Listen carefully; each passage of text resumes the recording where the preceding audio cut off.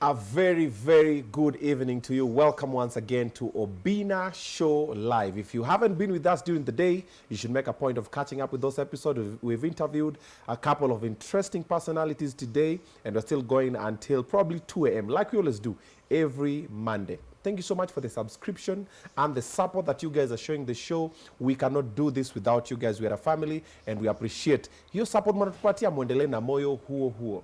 That is why for every episode that we do, we keep bringing for you some motivational conversation, some inspirational conversation, and once in a while, we bring you some intriguing conversations, like the one that just ended. Yes, the couple that they are expecting a baby, but they've said they're not going to be naming their children any African names. So go and catch up with that one as well. Now, for this particular episode, I'm interviewing a gentleman who is not only celebrated, is spoken about, and also feared with very many journalists, including myself. So keep me in your prayers. Nataka muniombe, muniweke kwa maombi, because today is going to be a tough one for me. This one is one for the books, and I'm very, very grateful that he honored the invite and he came. Now to make us, as a class is in session. The lecture is about to begin. Ladies and gentlemen, Team Obinna family, allow me to introduce the General, Miguna Miguna. Karibu. Wow, Obinna. Yes. Nothing to fear. I'm not going to bite you. Now I can breathe. I'm not going to bite you, my friend. Nimefanya research. You see the way last minute watu wanaangalia so file gani? Hey. But in person, actually, he's a very chilled gentleman. Me, I've always seen you unleashing missiles back, and like, eh. Because when people are unleashing missiles at you, you have to fire back. You have to defend. Of course, you have to fire back. You fire back not for the intentions of whatever. You want to fall somebody has to fall down. Okay. But today, survive. We are not firing any missiles. No missiles. At least not this direction. No need for missiles. No need for missiles. Yeah. But if a missile is fired, be guaranteed that it will be retaliated with equal measure. No, with multiple measures. So for sure. Okay, now I can breathe. Our people had really waited for you. Sema Miguna inside the house, Miguna Miguna. Niniwasema kwa Obinna amechange. I had to. Yes, I had to, because this one, mambo imechemuka. Karibu sana Obinna Show Live. This is a platform that myself and this young gentleman you see over here, and a lady who is called Demo Facebook, we are trying to change lives in the best way we know how. I wish you all the best. I think you're doing a good job. Thank you. When I invited you, I told you, my platform is not a political show. Ulinipea lecture. No, I just told you everything is political. Okay. From the food. This show is political. The food is political. The questions you ask are political. Okay. The taxes you pay are political. There isn't anything that is not political. It just depends on how people view it. Okay. And I told you that, a lot of people are focused on economics, but they forget there is political economy, which is actually bigger than economics. Okay. Yeah, so everything is political. Everything is political. And without sorting out the political questions, you can't sort out society. Okay. Yeah. All right. So the main things are politics, social issues, cultural issues, economic issues. And I put economics last. Okay. Because it is the least important. A lot of people think it is the most important. Economics? Yes, the least. So because once you sort out these things, the economy resolves itself very nicely. Okay. Okay. See, a lot of Kenyans' problems are actually cultural confusions and social crises, which if you resolve, a lot of these issues are gone. Okay. Wow. Lesson imeanza. I told you guys, get your books. So welcome to the political show. You are from Ahero. I'm from Kano Plains. The clan is called Kano. Ahero is a town, a colonial town. So you see, no Luo man is from a town. You are from a clan. And my clan is Kano. Okay. No is the ancestor of all those clans including the ones where Ahero is.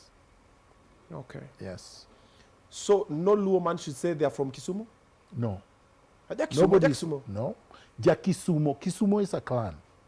So if you say Kisumu, yes, you can be from Kisumu because it is a clan. Kisumu is a town.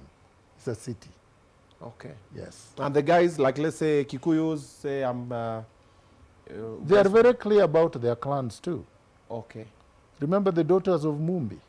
They know. Okay, now I get it. They never confuse it with Muranga. They never confuse it with Nyeri. They know who the daughters are. Okay. And their clans are based on those daughters. Alrighty. Yeah. Now that's very clear. So Jaka Black. Yeah, but my mom is actually from Kano. So you're my uncle. So I'm hosting my uncle. So be kind. Okay, so now that that is out of the way, now let's get into the fireworks. You're Kenyan Canadian, not Canadian Kenyan. I'm a Kenyan without a hyphen. Kenyan without a hyphen. Your passport is Kenyan. Of course. Went to school in Kenya, finished Everything in Kenya, except for university I finished abroad because Moi decided that he did not want us around. He did not want people who questioned him. He did not want people who interrogated his administration, his tyrannical, dictatorial administration. Okay. He did not want people who demanded rights. He did not want Kenyans who wanted the society to be transformed and to become more democratic. So he kicked us out and forced us into exile, and I was one of them. So I finished my university education in Canada. But that doesn't make me a Canadian, because if it did, then all the Kenyans that have studied abroad would also have to say that they belong to those countries where they studied. Okay. Including Jaramogi Oginga Odinga, who studied in Makerere. Okay. And Jomo Kenyatta, who lived in Britain for a very long time and never traveled on a Kenyan passport, traveled on the British colonial passport.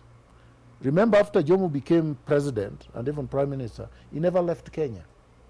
Never traveled once outside Kenya.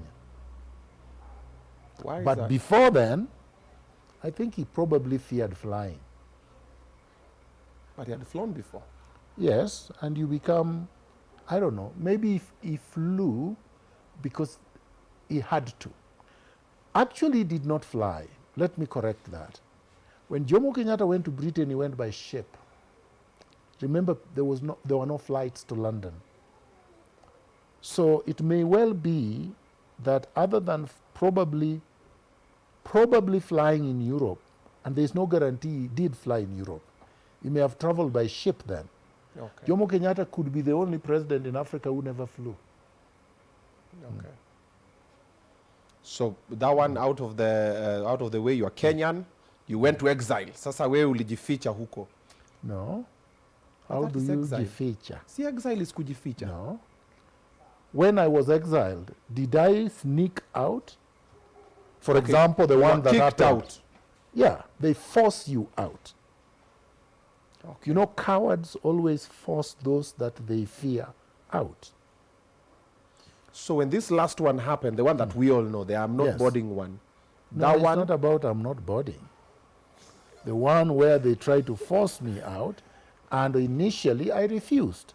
And then eventually they simply put me in the plane by force. so they had asked you initially, Toka. No. They tried to push me by force into a plane. No, before the plane pushing. They did not tell me where they were taking me.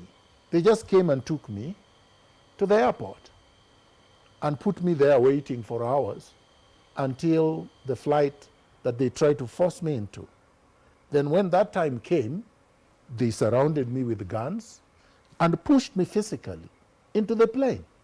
Didn't you hear behind them shouting? And there was a lot of commotion. Right, Even to and your there were a lot clothes. of guns. Yeah. But of course, the Kenyan media, being what it is, decided not to show the guns.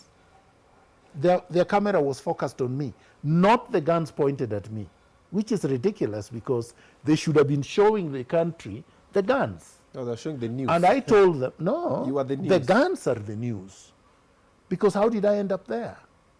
I ended up there because people came and broke into my home using explosives, abducted me, and kept me in detention, incommunicado, without access to anyone for 6 days. So how come these questions are never asked? Who are these people? What was their intention? Why didn't they take me to court? If somebody has committed a crime, you actually charge them and take them to court. In 1982, when they accused Raila Odinga of trying to overthrow the government, they took him to court. Dedan Kimathi was taken to court. Ochuka Ezekiel, who led the coup in 1982, was taken to court before he was hanged. Everybody was taken to court. How come I was not taken to court? So they feared me more than the British feared all those people, and more than Moi feared Raila Odinga. Right? The question you should be asking is why? You are movement, because by the time they were even telling you the not body institution came, everybody was following what the general says. You swore in Baba. I don't call him Baba. I swore in Raila Odinga. Okay. Yes. You swore in Raila Amolo Odinga. Prime He's not your Minister. father.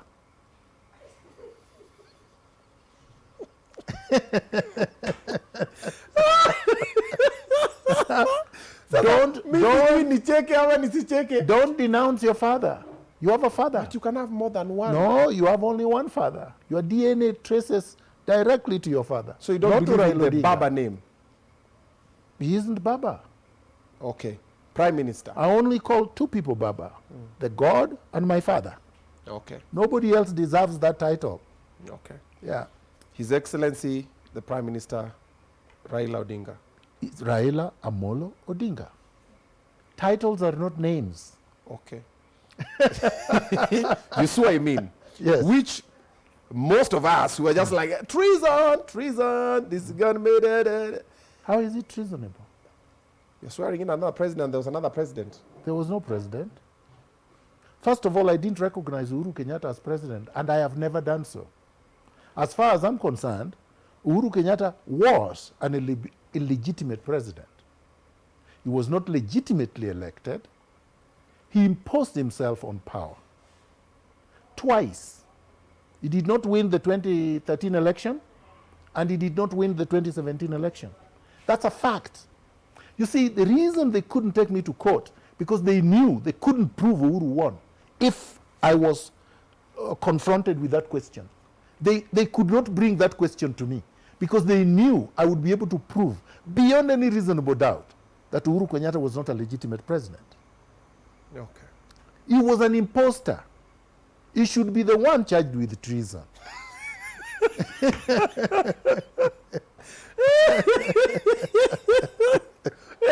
So when you did the swearing in, you recognized Raila as the president? Correct. He was the president. And up to now, I believe he's the one who won the election. Unfortunately, Raila is so cowardly, ran away from his own power. I gave him the power, which he deserved, because he won an election.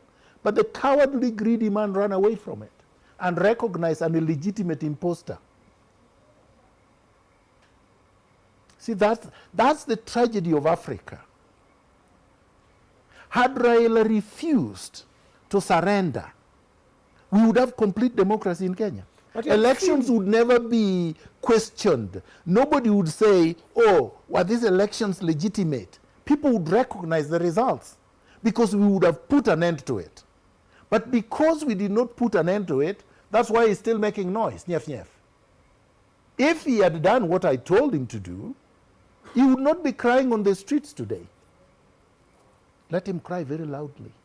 So you believe if Raila stuck to his guns right now, we'd be having Raila as a president? No, I said we would have legitimate democracy that everybody recognizes, and if you have elections, nobody would say, my election, my victory was stolen. No, people would recognize the results because we would have ended electoral injustice.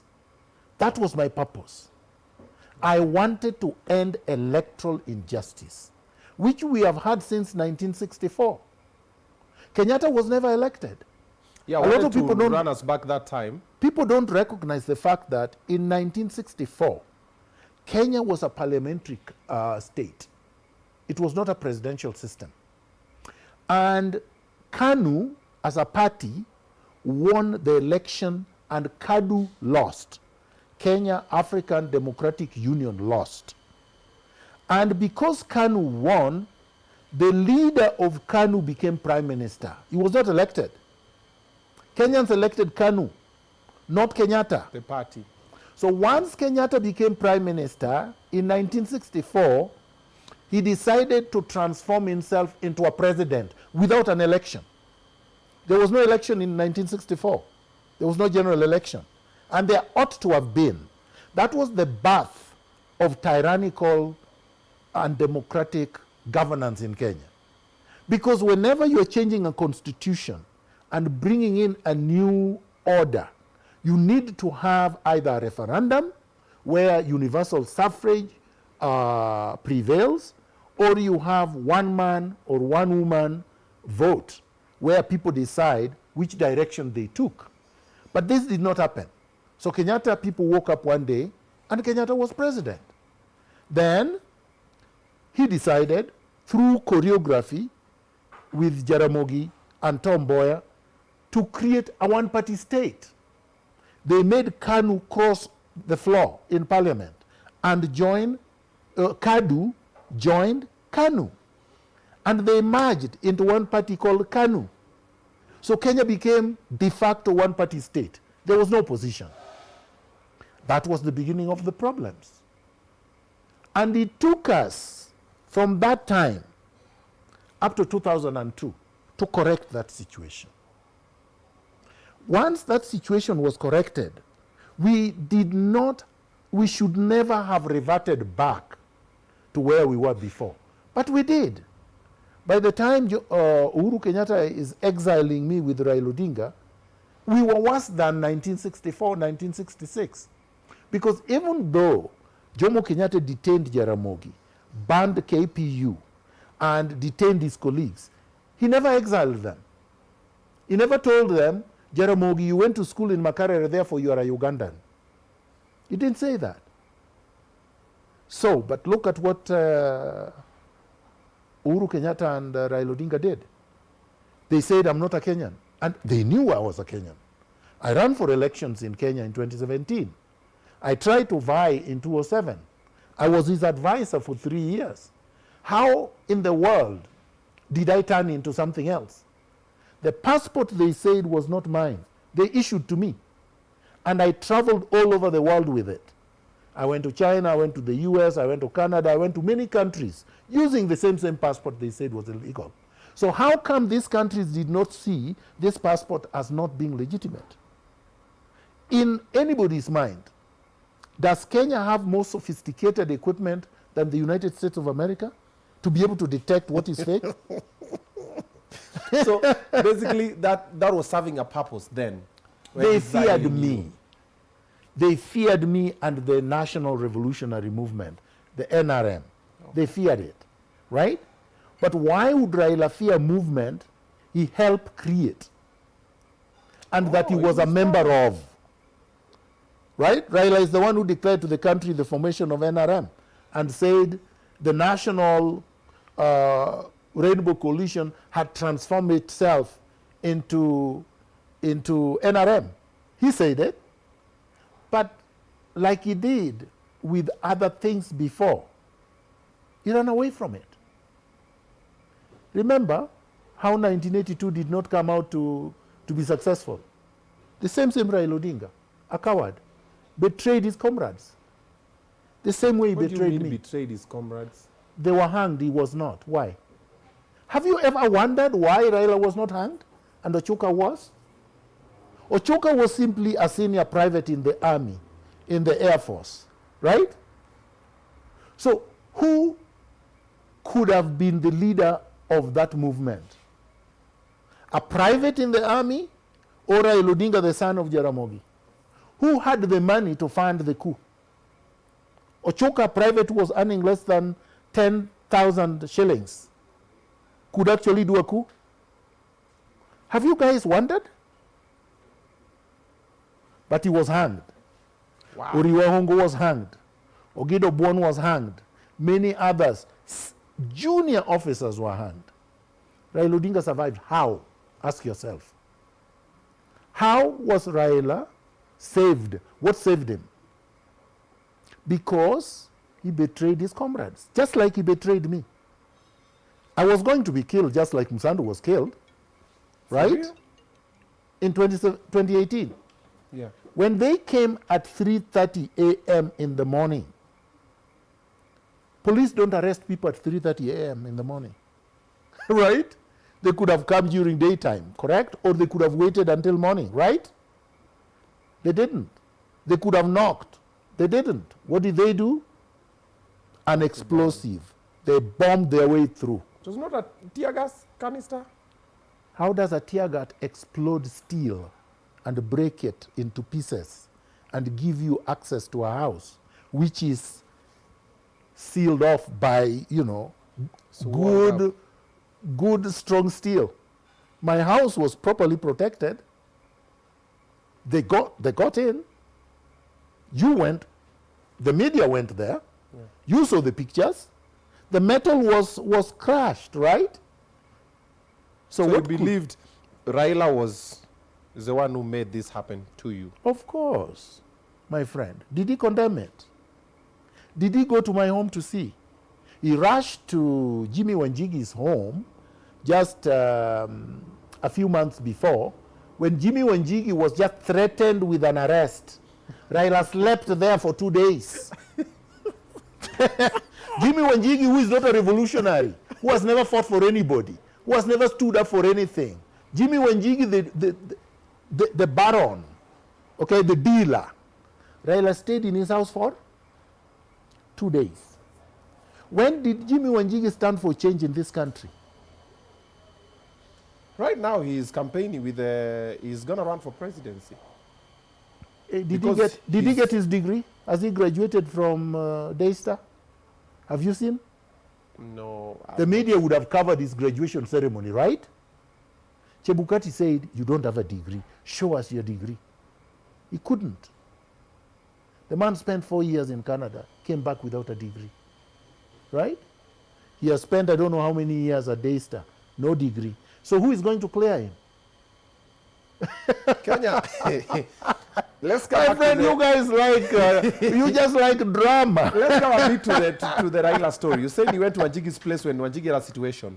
What if the reason why he did not come to your place is because of the situationship you guys have had in the past? What past? We were together. And before this together. No, forget about before this together. Vurugu. No, that's not true. You see, Obinna, what people don't understand and what people refuse to acknowledge is that I helped Raila become prime minister in 2007, right? Okay. Together with others. It was not me who became prime minister, it was him. But who made him prime minister? People like us, right? And once he became prime minister, I became his advisor. From the time I was his advisor, 2009 to 2011, there was no vurugu. There was no controversy. There was no one scandal. There was no negative headline news about me. So how come the so-called vurugu only come in when Raila betrays me? That was the first betrayal. Raila told me to write an article about Isaac Hassan, the former chairman of the Independent Electoral Commission, Independent Electoral and Boundaries Commission. And I did, on instruction. Once the article came, and you know I don't write tepid articles, it came strongly like my articles always come. Yeah, definitely. And everybody was scurrying and running away and making noise, right? Raila then turned around and suspended me because I wrote the article, which he told me to write. He's the one who instructed me to write the article. I have it in writing. Once I wrote the article, I gave him to approve, and he approved. I have that in writing. The article came out, and then he accused me of misrepresenting the office of the Prime Minister and suspended me on the basis of that article. That's why I call him a conman. That's what a conman does. He sends you to fetch water, you bring water, then you say you stole the water. Wow. We're getting receipts. But the fact is, that's actually what happened. So there was no vurugu. There was no dispute. There was no disagreement. People assume there was disagreement. You are Over a traitor. what? A lot of people, the Raila diehards, were like, oh, Miguna now, apana, huyu takikani huyu kame to betray. But now, but Obinna, nobody cleared the air like this. Just before then, I was praised by the same people. When the constitutional review process was happening, I was his representative, I was his negotiator, and for the party, I was in the strategy team. There was no problem.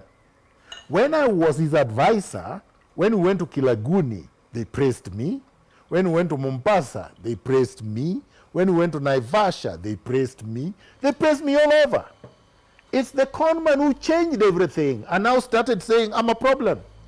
He said, I was trying to take the party away from him. How? I was never interested in the party. I had not declared my intentions to run for president, right? I did not hold any party position. I never did. So I decided to leave his party alone. I resigned and left the party. In 2017, he came begging me to help him fight Uhuru. Yes, he did. Baba, Raila. In front of everybody. Go ask Weta. Go ask Mudavadi. Go ask Kalonzo. Go ask any of them. He literally begged me. Please. Yes. I'm begging you. And he said, I will not betray you again. In front of everybody, including all the MPs. Yes, in his office. Raila did. And I went there with a lawyer. Who was there? Oh, but No, even a lawyer needs a lawyer. As a lawyer witness. got a lawyer. Yes. Okay. As a witness. Oh, it was as a witness. Yes. That is when you accepted, you said, Aya. Okay, now that you have confessed, you said you betrayed me, and you say you're not going to betray me again, and you're not going to surrender, and you're ready for us to now do what I know best. Let's go. You are back again as an advisor. No, I was now strategy. No, I was now the general of the NRM. Next to him, trying to twanga these people so that we could remove them. And I was ready. But the moment I swore him in, and I told him, now read the speech so that you can give the country a way forward, Raila literally ran away from Uhuru Park, didn't you see? It did not last for 30 minutes. Raila read the speech for maybe 3 to 5 minutes, and then get into the car and got away from the Uhuru Park. So that was not the full speech that you wrote? No, he did not read any speech. He took the oath and ran away. Or Obinna, you don't remember. You know, a lot of people don't remember these things. Ask yourself the question, did Raila stay at Uhuru Park? No. Did he give a speech? There was no speech. But still his life was in danger. What danger? Maybe, because that time there was a lot of, oh, wametuma watu nini nini. Obinna, focus. Please, focus. First of all, Obinna, it was the 30th, right, of January. Okay. Was it not? Yes. 2018. How many people were in Uhuru Park? Probably 1 million. Could anybody shoot 1 million people? You are talking amidst 1 million people, all of them supporting you. Who could threaten you when you are in the midst of 1 million people? You have to be a super coward to feel threatened inside 1 million of your supporters. At Uhuru Park, the police had left. There was no police. There was no police. There was no threat. We were just alone. Everybody was happy. People were singing. People were dancing. How could that be threatening? It was a nice, nice, super revolutionary spirit. So you feel it was betrayal, ama it was He payoff? had already sold off. Oh, wow. And he had already betrayed us, but I didn't know. He had already arranged with Uhuru to arrest me before the event so that he would not show up, so that there would be excuse that the person who was supposed to swear him in has been arrested, so we call it off. And I circumvented it. They didn't know where I slept. They just saw me at the NTV in the morning. Then I went to the intercon. They surrounded the intercon to arrest me, the flying squad. Then I called the NRM youth, who surrounded them at the intercon. It is a movie. The youth came and surrounded them at the intercon, and I went with the youth to Uhuru Park, and they retreated because you know how many special flying squad were there? Around 50. So, and how many youth were there? Thousands. So they couldn't, even with bare hands, they could not fight the youth. So you guys marched to Uhuru Park? Uhuru Park. Raila was not at Uhuru Park when I was there. It was 10 o'clock. I didn't know where he was. They were all hiding at Dusit Hotel with Joho, Orengo, all of them were hiding there. Even David Ndii. They were all hiding at Dusit. The moment they saw that there were so many people at Uhuru Park and Miguna was alone with them, they got scared. The National Intelligence Service told them that if you don't go, Miguna is taking the people from you. So they rushed to Uhuru Park. And he came there, I swore him in, and he rushed away again. The idea was that in his rushing away, I would be left behind and I would be taken away. But unfortunately for him, I jumped into one of the cars.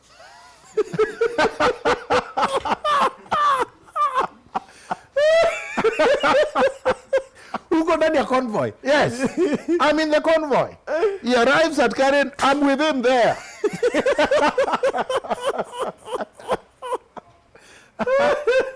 So now I asked him, Jacob, what happened? That's actually exactly my question. Yeah. What happened? Why did you run away? Oh, everything went perfect, Janyando. It was perfect, marvelous. It's just the way it is. You see? So I said, how? And you don't have power. You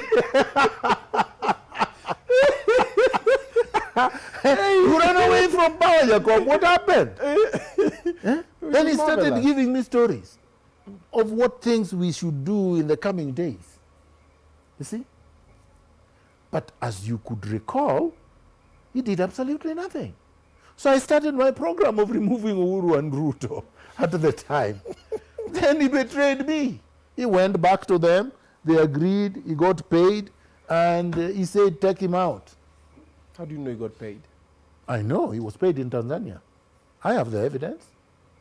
Raila was paid in Tanzania. How much? 50 billion. Kenya shillings. Yes, Raila was paid. So you can be arrested? Nobody can arrest me. Oh, so you can be deported? Nobody. What do you mean? You don't deport a citizen? So you can be sent to Canada? No, let me tell you something.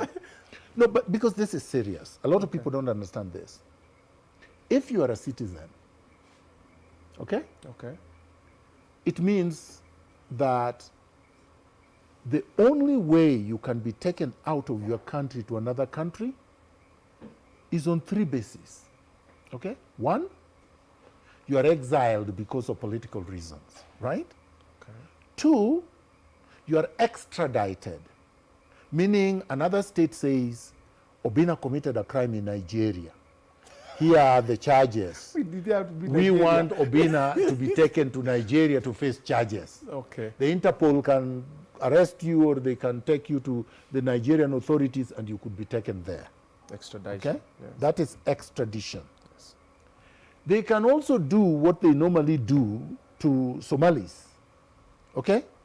Like these Somalis, they kidnap at night and rendition to another country.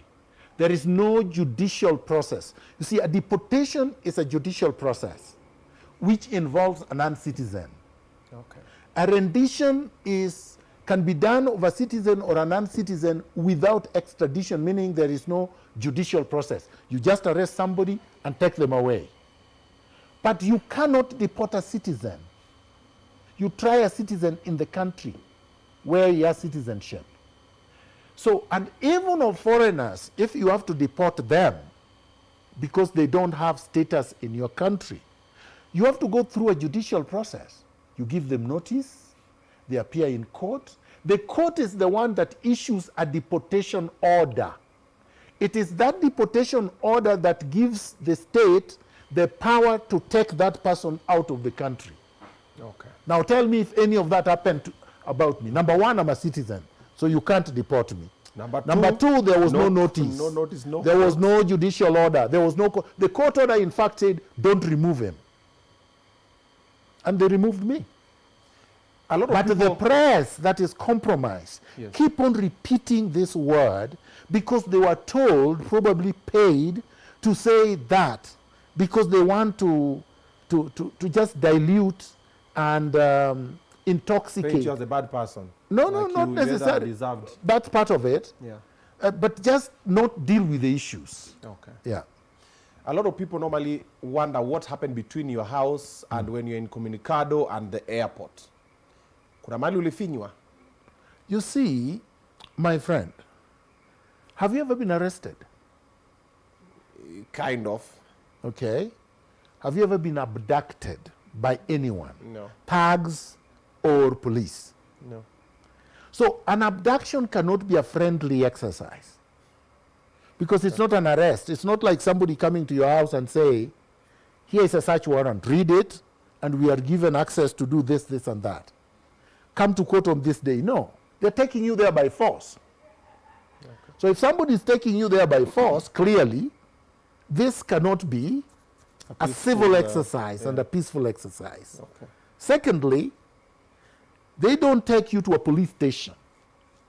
They don't charge you. They don't take you to court. They take panya routes. So why are they taking panya routes if it is a legitimate legal exercise? So they take the panya routes and take me to Githunguri. Githunguri is in Kiambu, not in Nairobi County. So if I committed a crime in Nairobi, you charge me in Nairobi, right? Sure. You detain me in Nairobi. But Kiambu, where I'm not a resident, and I'm not a Kikuyu, so why are you taking me to Kiambu? There could only be nefarious reasons behind it, yeah. So they take me there without anybody knowing that they took me there.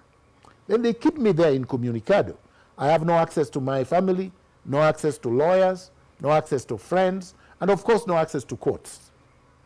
Then that night, Raila pretends to send lawyers to me in Githunguri. How he knew I was there, you should ask him. So they come, and I asked them a simple question. They told me I had been, Justice Wakiaga had ordered that I be released. So I asked them, where is the court order? They didn't have a court order. They didn't carry it. They say, oh, we forgot it in Nairobi. So that I knew right away, there is a problem here. You're a lawyer who went to court.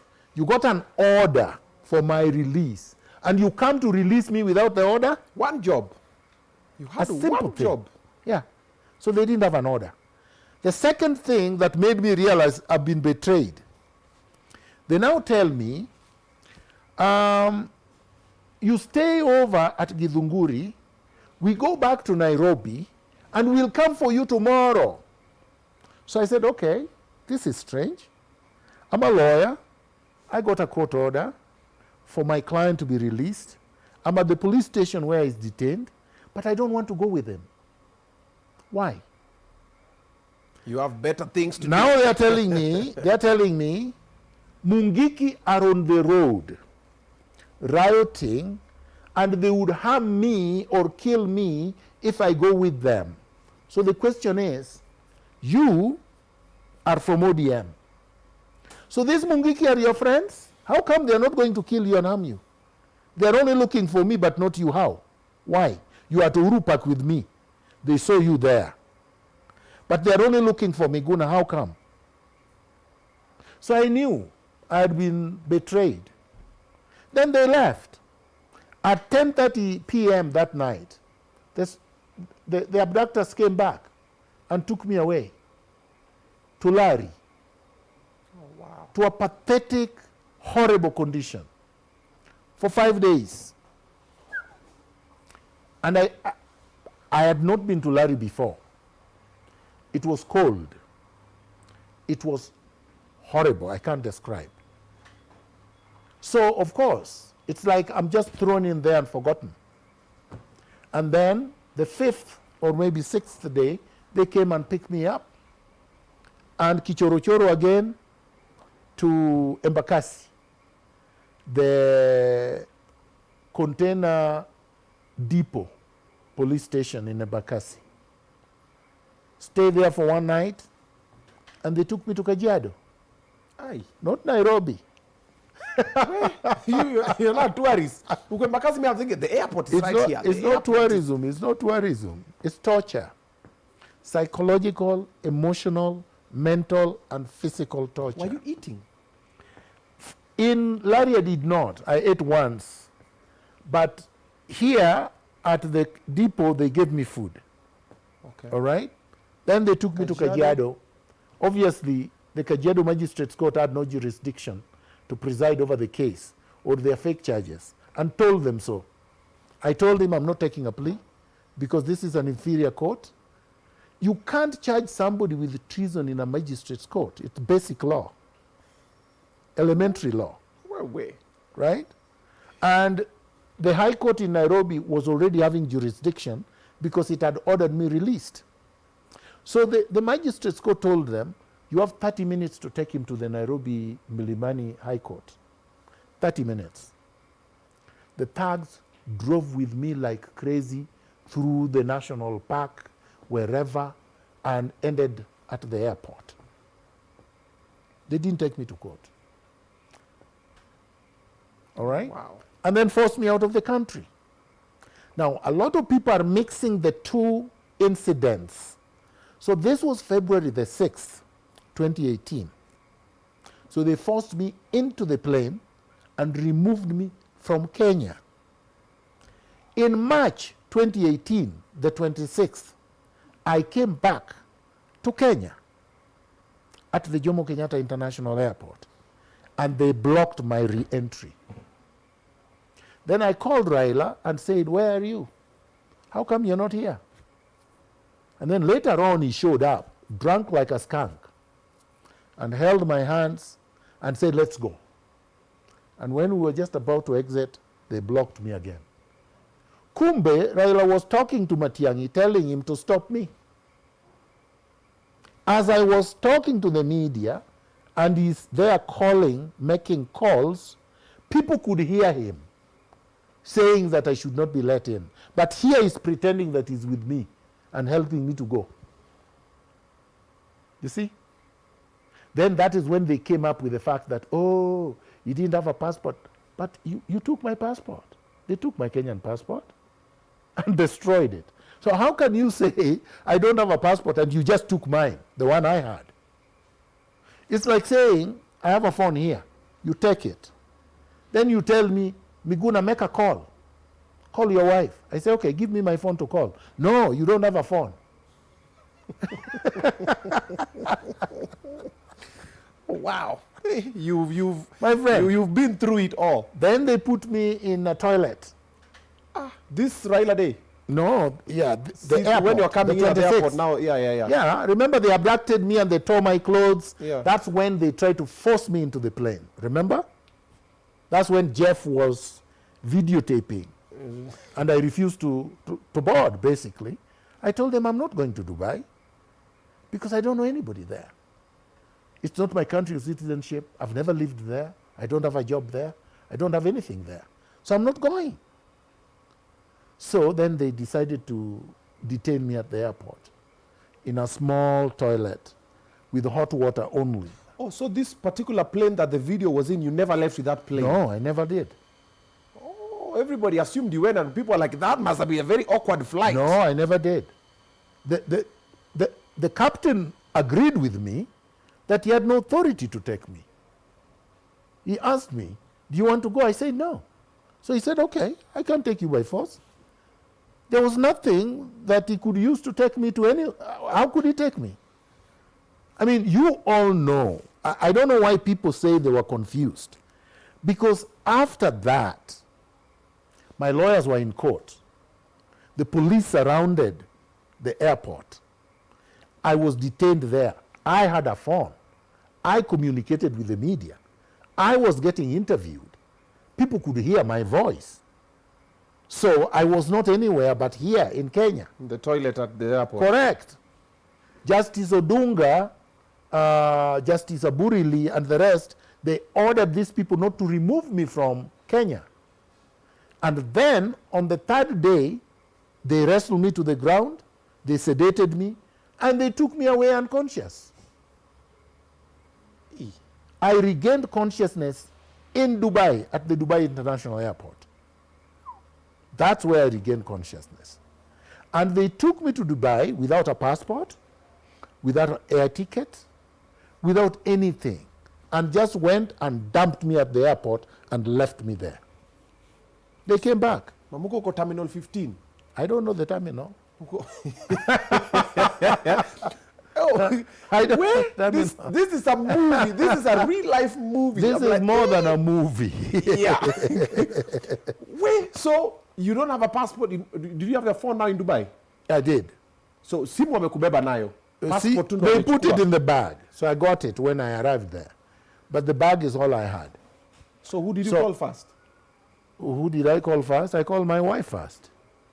Just to Babe, say I'm alive. babe kimeniramba. You can't say babe. Mama watoto. My Niko friend. Dubai sina kitu. No, my friend, it's not a joke. I think you should go through some of these tests so that you know, so that you don't joke about it. Mami, I'm trying to cool you down. Obina, you should be squeezed a little bit so that you can feel the pain. Mimi nimeogopa uchungu. Mimi sikimbizani na serikali. You should feel the pain a little bit so that you don't joke about this matter. Me, I'm just trying to cool you down kidogo. But anyway, so I made the calls. Yes. People knew where I was. And I asked to be, to go to a hospital. They refused. I asked for toxicology tests. They refused. Obviously, I said, I want to go back to Kenya. They said the only place you can not go to is Kenya. Chagua kwingine. Hey, name any country will take you without a visa. But general hata wewe.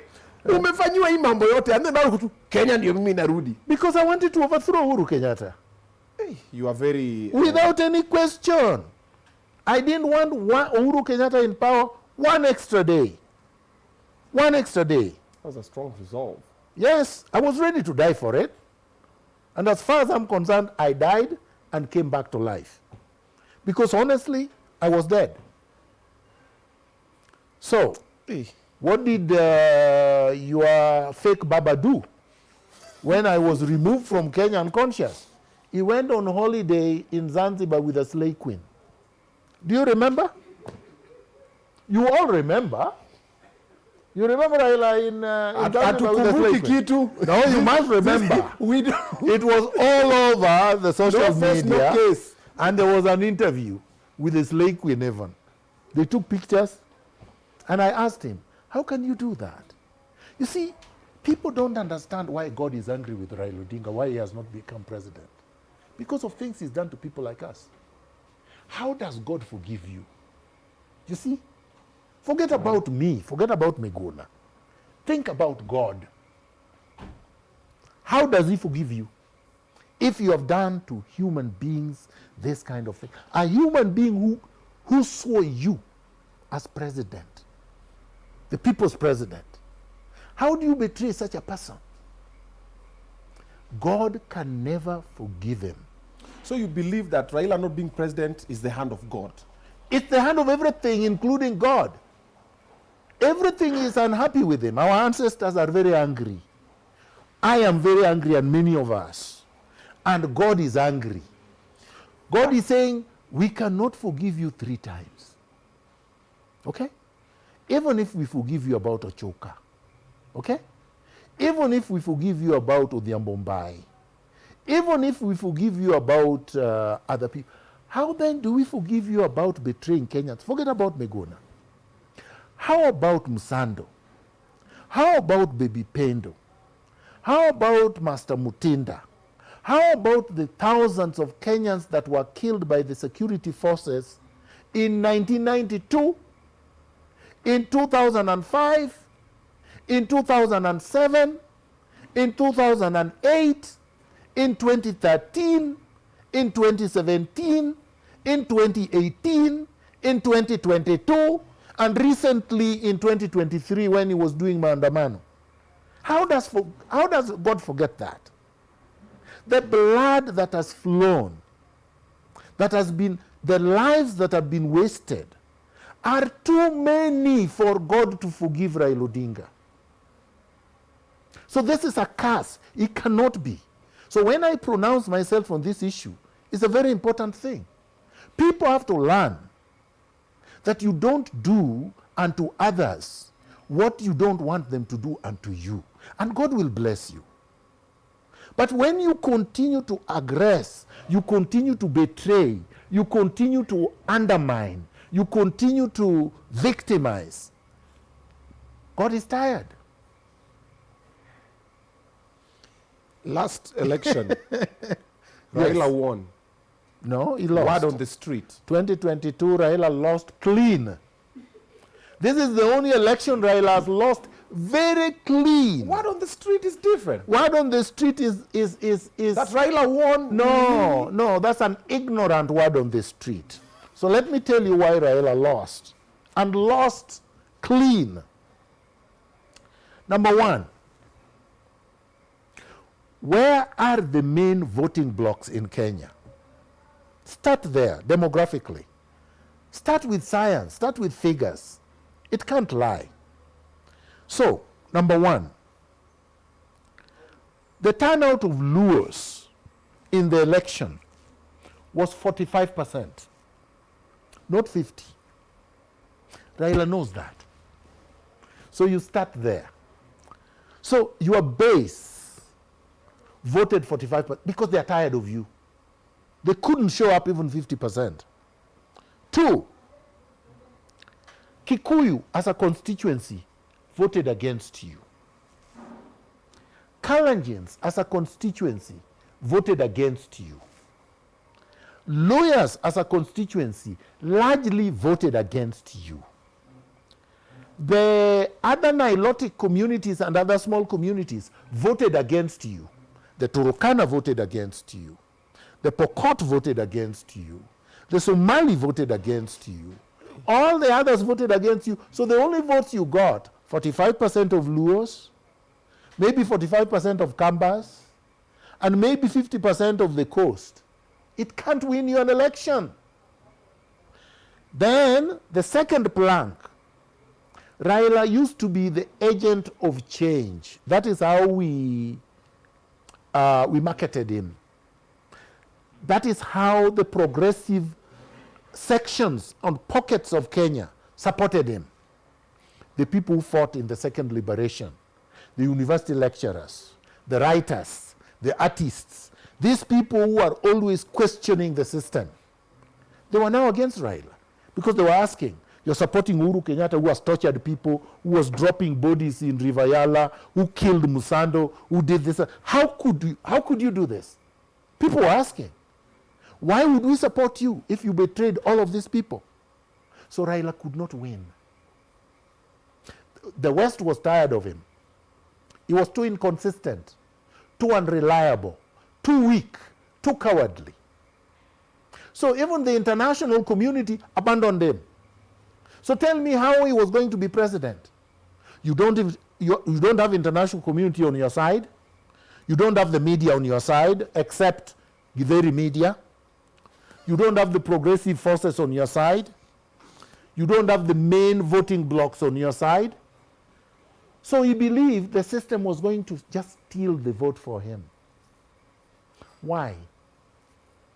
The system only steals the vote for somebody they know will take power and not leave power. Like Miguna. If I sit there, I don't leave it. So they know the people that will take power, not leave it.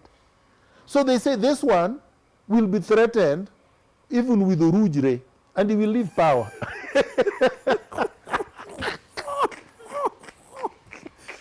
Hey, you know Urujre? It's a slang. Hey, a lot of people are feeling like you have a grudge with the Baba. No, there's no grudge. Saying, all these things I'm saying, Obinna, are facts. You know, if you want to test them, ask a question, challenge them. Bring your set of data and facts and let's test them. Let's see where facts lie. I will challenge you to get me where the source of your facts. I was there with him.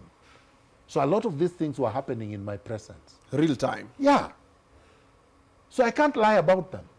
That is why when I answer these questions, it comes like second nature. I can't even think about them because it comes like the flash floods. Wow, what an appropriate example. Do you believe Raila will ever be president? Let's say if he decides to run in 2027. I've given that answer many times, no. His time is up. As a matter of fact, it's even a waste of time to discuss the issue. But now he's in the AU. Where? Chairperson. No. When did they vote? He's going to scoop it like... Well, let's see. But so what? AU is not the presidency. It sits in Addis Ababa. It's like the new Council of Elders.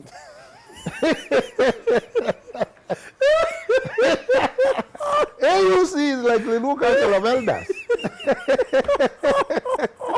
No, the diehards are feeling he's going to be the president of Africa. How? See, now he's in charge of... Africa is not a country. Like, now from a country, now the whole continent, imagine. African Union. So do you know the AUC chairman right now? Do you know his name? So how come you don't know the president of Africa right now that he's going to replace? If he was that important, right, we would know his name. You don't even know his name. But when was the last time he came to Nairobi as the president of Africa and he was welcomed? He was welcomed at the airport by President Ruto. It's because it's not our business. We don't care. He's married from now. So only Raila is the president. Because we care about the current one is not. And we don't care where he's from. My friend, he will not even be able to hire his driver. Even his driver. He can't hire. He has no budget to hire his own driver as the president of Africa.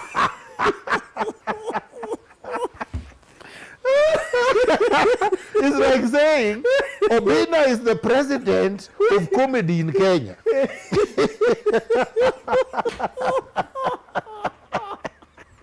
Obinna, where will that get you?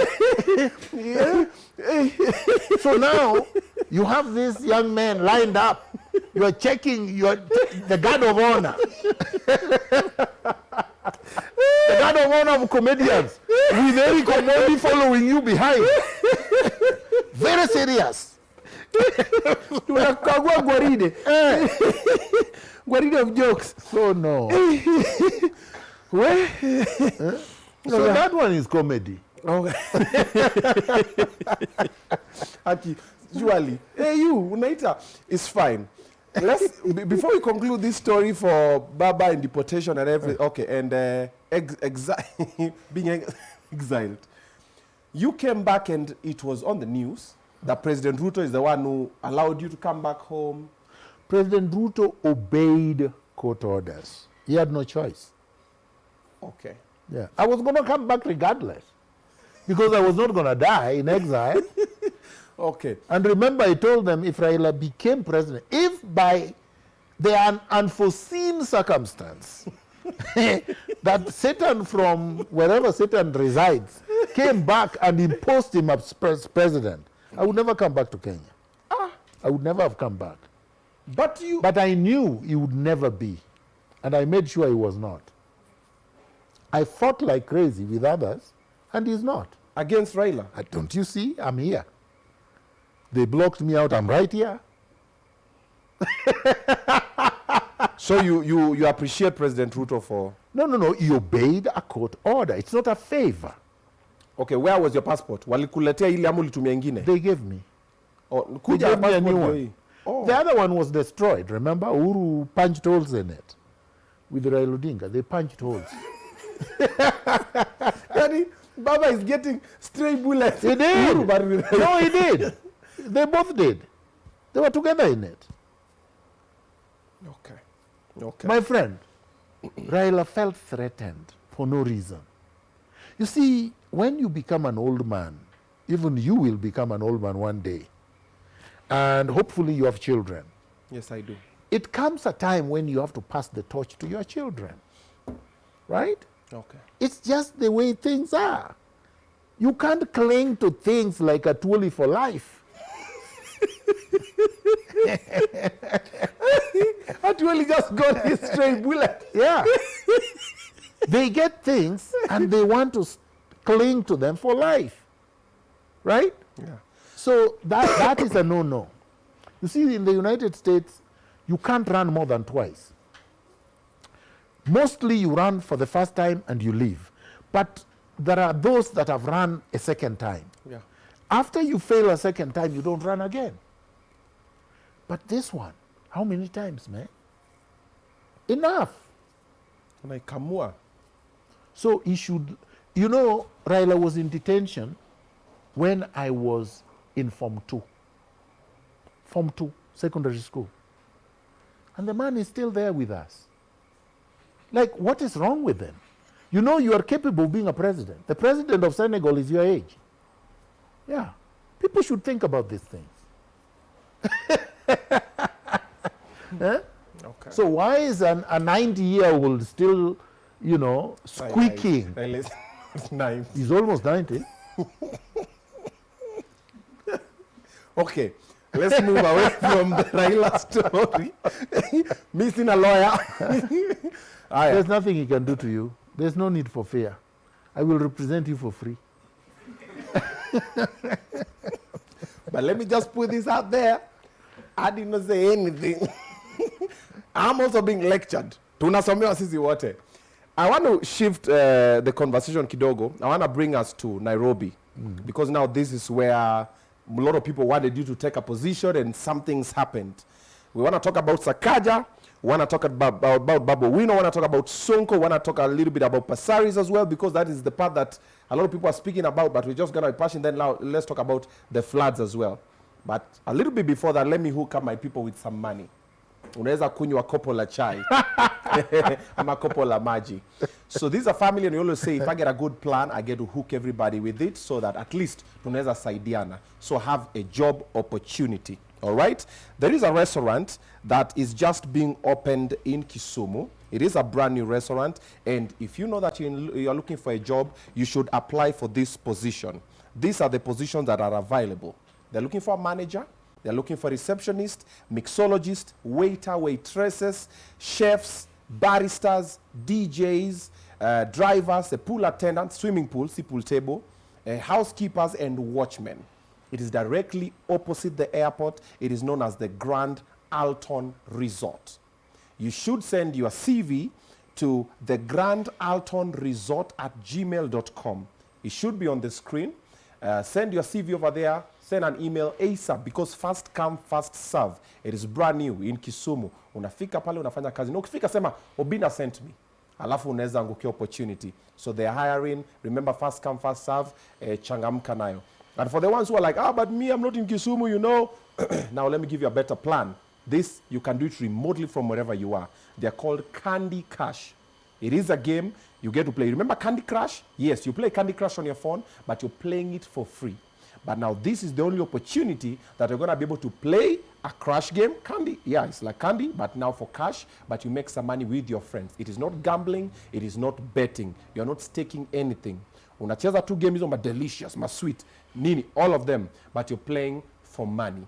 Your friend puts 10 bob, you put 10 bob, you play each other, you win, you take the 20 shillings. All right, get to download it. The link should be on the description of this video. Okay, get the hang of it. And then later when I come back on the show, towards the end, I'm going to be awarding 2 people with 1,000 bob each, just because we are welcoming you to this brand new invention that you should be experiencing. Whether games are free. And if you've never seen Candy Cash before, I'm going to play you a video so at least you can get a glimpse of what it is about. CK?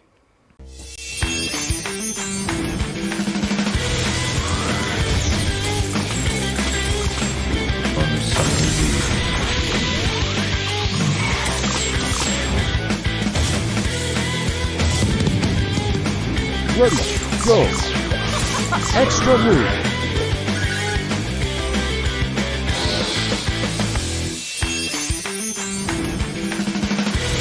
Boosters ready.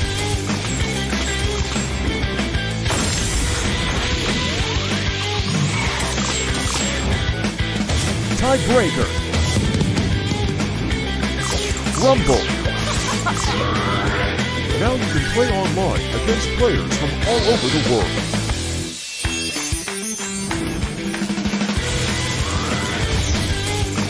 Alrighty, there you have it. That is Candy Cash. So download it. The link is on the description. They're getting on App Store and the Play Store in about a month's time. They're getting the approval process, but the link is over there. So once you download it, towards the end of the show, I'll tell you what to do, and you're going to get some money.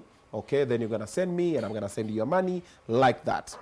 And finally, we are coming live to you from Samaki on Othaya Road. Hapa ndo kwao, hapa ndo kwetu. This is our home restaurant. Walitusikia tunateseka wakatuambia Obinna, come through and have a good time. But since we came here, we discovered they serve the best seafood in town. So if you want to try seafood with your person, you want to bring them on a nice date, I may just want to have a meeting or a ceremony, come to Samaki Kileleshwa on Othaya Road. You come over here, you see the ambience, the level that they've set here, unmatchable. Check out this video if you've never been here. So next time you're here, usikeni kama ni mgeni, unaingia na umejua, oh, this is where you saw the restaurant nini. Check it out.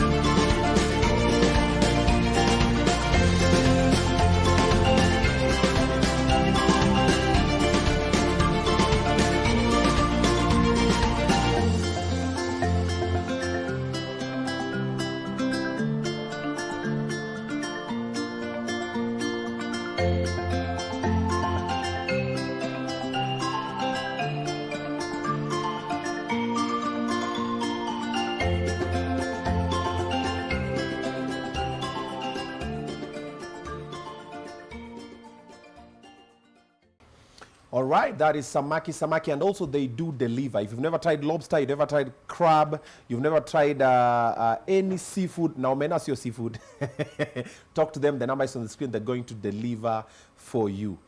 I was in Eldoret over the weekend. Kitenge Festival was beautiful, you guys. Thank you so much, Eldoret guys. Thank you for welcoming myself and the celebration. The whole event was a success, and it's thanks to you guys who organized it and also the fans, because that was the entertain watu bila mafans. So asanteni sana. You who's watching, you have an event. You need a premium host. You want people to be entertained. You want people to have a good time. How about you get to book me? And I will come through with them on Facebook as well. Nowadays, yes, we're working together. You want people happy on your event. You want it memorable. You want to have an event that people go like, yo, that was an event and a half. How about you get to book myself, or you get to book them on Facebook, or both of us, or either or. And you're going to get to come. Send us an email, tvobina@gmail.com, and we'll come and make your event beautiful. All right, let's get back to it. Whew. Are you General, thank you so much for being patient with us and patient with me. Yes, leo pia mimi niko kwa class. You ran for office in Nairobi. Things happened. We saw everything that happened. However, at the moment, we have Sakaja. What do you think of Sakaja? A lot of people are not pleased with the way things are happening. Sakaja is not just a joke, he's a criminal. Sakaja is is orchestrating the worst governance disaster in the Republic of Kenya. He is the worst performing governor. Nairobi now is being looted. Imagine Sakaja loots more than Sonko and Kidero combined. Hey. It's bad. That's how bad it is. Nairobi is very disorganized. Nairobi is dirty, completely filthy. You know, Kidero was a thief, but Sakaja is stealing more than Kidero. Kidero had a system. Even the revenue collection, you knew who was collecting revenue in Nairobi. Right now, the MCS do not even know the revenue collector because he does it himself. He, according to lawyers who are themselves not clean, Donald Kipkorir and the rest, are saying they get calls to pay them billions so that these guys can get a cut of 50%. So it's that bad. You saw the EACC has arrested a number of his officers that he's been using to steal public funds. There are cases currently before the DPP. They have already left the DCI. The DCI wants Sakaja charged, and we're just waiting. He could be charged any day. He is the worst catastrophe in Nairobi City. Hey. And the problem is that he's not even qualified. He does not even know what he's doing. He's bought homes and property all over the world. Dubai, London, New York, South Africa, public funds. He spends most of his time abroad than he spends in the city of Nairobi. So, and he doesn't even have qualifications to be governor. He does not have a degree. Remember, the Council of University Education said Sakaja's degree was fake. And he had to be helped by UDA to be a candidate. That was the worst mistake they made. So Sakaja should go home and go to committee and eat maharagwe for a very long time.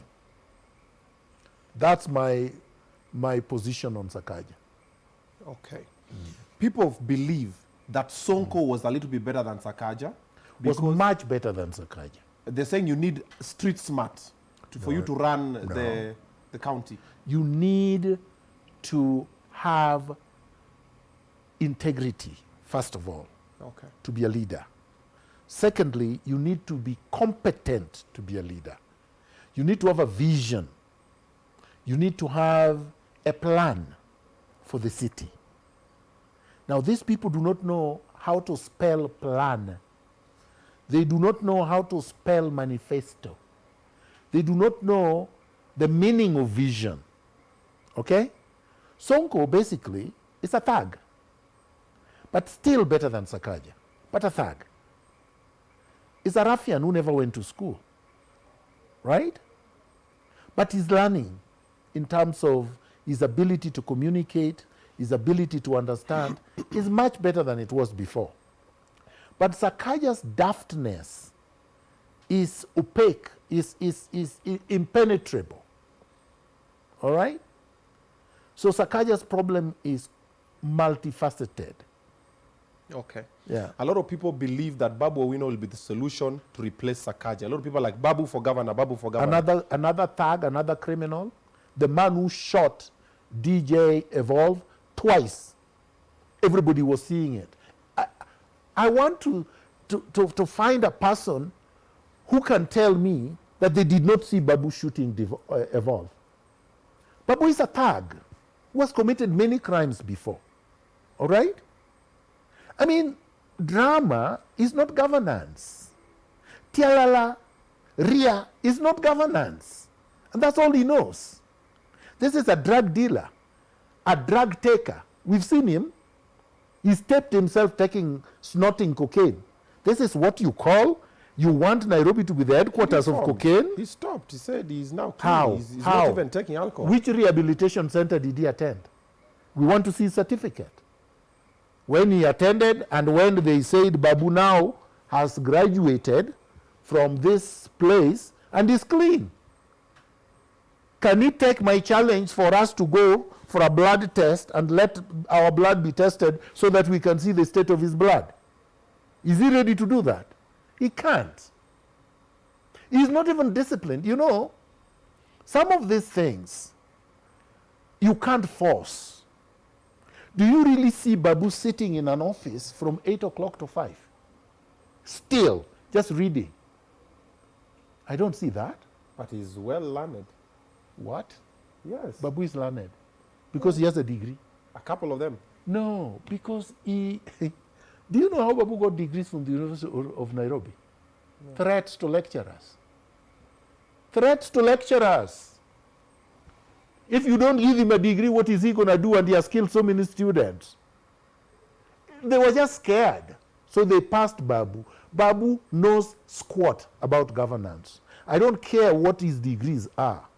But what comes out of his mouth, it has no depth, has no breadth, has no intellectual sophistication for a governor of Nairobi City. So Babu leave out. Tim Wanyonyi. Tim Wanyonyi has substance. You can't compare him to Babu. So him I would give a little bit of a chance. Although he comes with the wrong party, which messes everybody up. Okay? ODM. Yes. You see, ODM is a machine of looting. You know, Siaya, they're looting, they looted Oma Bay, you know, they loot everywhere. And because they have to collect revenue for Raila Odinga. Right? Oh, wow. Yeah. It's a revenue collection agency. So that could be a problem. But Tim I would not dismiss. Even if I ran against him, I would treat him like a worthy opponent. But not these jokers. You know? Okay. Righty. You, when you guys, okay. When campaigns were happening, the debate was happening, you showed up ready. But now, there are also other interviews that you went to that also panned out to be other ways. There's an interview you are with Esther Passaris, and things went south. And people felt there was an issue between you and Esther that you wanted to clear. But you felt Esther was the one who was disrespecting you. No, Obinna, you see, I don't know why people don't understand this one. So Jeff invited me for a debate. Okay. You see, a debate, not an interview. Okay. People had declared what they wanted to be in that election. It was a general election 2017. Yes. And at the time, even though she was not qualified to run for governor, she said she was running. She knew she was a pace setter, she was not running. But she said she was running, right? So Jeff invited everyone who had declared their intention to run for governor of Nairobi. So I went. And it happened to be a debate between me and Passaris. And I wanted the debate to be on our policies, on our manifestos, on our vision for Nairobi. But unfortunately, she didn't have policies. She didn't have a manifesto. She didn't have a vision. She was not qualified because she didn't even have a degree. So she couldn't even be cleared. So in order to divert attention from these real issues, she started attacking me, calling me a criminal and I've not committed any crime. So I responded to her. I reminded her of things she said at the Pentagon when we were in ODM together. And I was there. And other people were there. And I told her, do you remember what you said? Right?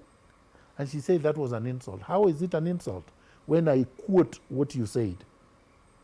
Right? She came already prepared with a libel notice. So how would she have known what I was going to say when she had already drafted the letter with what I purportedly had said before the interview? You see, she came with a letter already written by a lawyer saying Miguna said this, and we have not even appeared for the interview. So how do you know what I'm going to say and I've not even been asked any questions? Because it was concocted. The cartels had met together and said, Esther, you are the one who can take this man down. But you know, Miguna is a Teflon John. You can't take him down that easily. So I didn't go down. She went down in smokes. Yeah, that was a special moment that kidogo. Yeah, you don't fire at me carelessly. Otherwise, you get hurt. So are you going to run again? That is too early. It's too early to decide Okay. what I'm going to run for. Okay. Yeah, or whether I'm going to run. Okay. But it's something for me to consider. Okay. A lot of people are saying I should run, so I'm considering it. Okay. But I think 2 years into we just had an election. So I think it's too early for people to start campaigning for things. Okay. They should let these guys, do their thing or mess. Let the country realize that you shouldn't be electing thugs. You shouldn't elect inept people. You shouldn't elect thieves. And when the right time comes, hopefully the country will make the right decision. Okay. Yeah. What do you think of Sifuna, though? What do you mean? He's He's a senator. Yeah, but... So why should I say anything about a senator? I'm not interested in becoming a senator of Nairobi. Right? Okay. Unless you ask me about a specific thing, I don't think I should just be saying things about people. No. If he is to be... is he worthy to be elected for even a bigger position? I mean, he's a Kenyan. He can run, right? No, running, yeah. But election is about voters. It's not about Miguna. I'm not the one who elects. But in terms of academic qualifications, he's qualified. And he's a Kenyan. He has reached the age where he can run for any office, just like me and you. Okay. Yeah. But he's not like the other ones you've mentioned. Clearly not. You can't compare Sifuna to Babu. They're not of the same class. Sifuna actually went to school properly. He did not steal and did not threaten teachers to give him marks. Babu did. Okay. All right. Let's come back to Nairobi. Floods are happening. People are actually blaming Sakaja for the floods that are currently happening in Nairobi. But we've seen even Brazil, there's very serious floods. No, I don't think that is the issue. I don't think the issue, it's almost like saying we have unemployment, we have poverty, but there are poverty even in the United States. No, that's not how you deal with issues. Okay. We are Kenyans. We live in Kenya. We live in Nairobi. We are having issues in Nairobi. What is it that a governor ought to have done that would have mitigated the problems? You understand? Okay. So, for example, 1 year is a long time. You can build storm sewer systems. You can build drainage systems. You can clean the city in 1 year. You can put in place infrastructural plans to deal with problems we've always had for the last 60 years. Has he done any of that? No. The money that he's been collecting, the money that the national government has given as required under the Constitution to Nairobi, where has it gone? Not 1 shilling for development. Not 1 shilling for employment. Not 1 shilling for industrialization. Not 1 shilling for infrastructure development. Not 1 shilling for health care. Not 1 shilling for education. So what is it that is done with the money? These are questions. So you can't just say, Brazil, there is flooding. No. We want to know what you've done in Nairobi. The riparian lands, wetlands, that are occupied, that were grabbed before, has he tried to repossess even at 0.0001%? No. Instead, he's grabbing. So no, Sakaja is a criminal, a bad one. And what is he doing about these constructions that are being done all over by Chinese, unplanned, disorganized, unnecessary tall buildings that are being constructed, clearly in violation of planning bylaws? Why? Because he's getting kickbacks.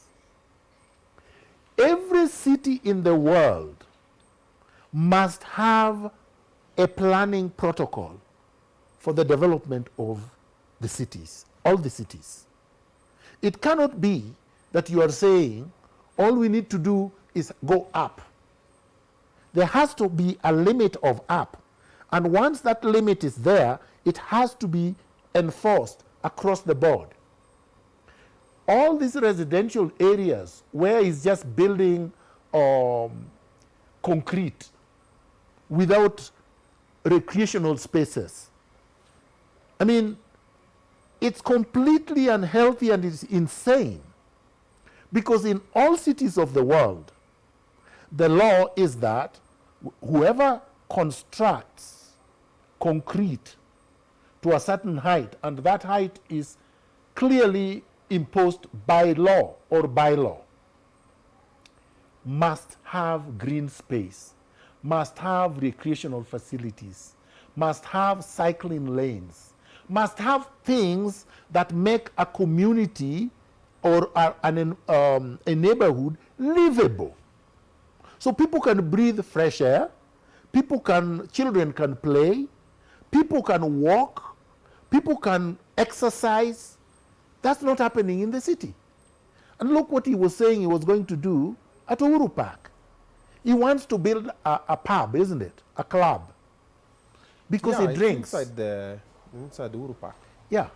Uhuru Park was supposed to be a green space, a recreational park.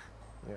It's not supposed to be a concrete jungle. But he's removing the clubs from the estates. That's what he said. So he's bringing them in a central Who place. told him? So what wakuja wapige kelele huko? My friend, first of all, a governor cannot dictate to people what to do about their city. Right? In accountable governance, the people make that decision for themselves through their elected leaders. If you want this thing to go through, if you are insisting that these things are good for the city, have town hall meetings, gauge the opinion of the citizenry. Have these opinions go before the council through their MCAs. Debate it in the assembly. Have it passed. Then you can say, I'm going to source for funds to do this. But Sakaja, as incompetent as he is, he thinks he's a genius, he's Einstein. He can stand somewhere and say, this is what is good for you. Who gave him that authority? He does not have authority to tell me what we should be doing with the Uhuru Park. I know, as a man who has traveled, as a man who has lived abroad, that we don't even have parks. This Uhuru Park is not even a park anymore. It's a concrete jungle. We need to make it a park. You see that lake, that artificial lake they have? Yeah. It should be a nice place where over the weekend you can take your children and enjoy this space. We should have birds and animals and green spaces and remove all the concrete. Then it is a park. Then we should be able to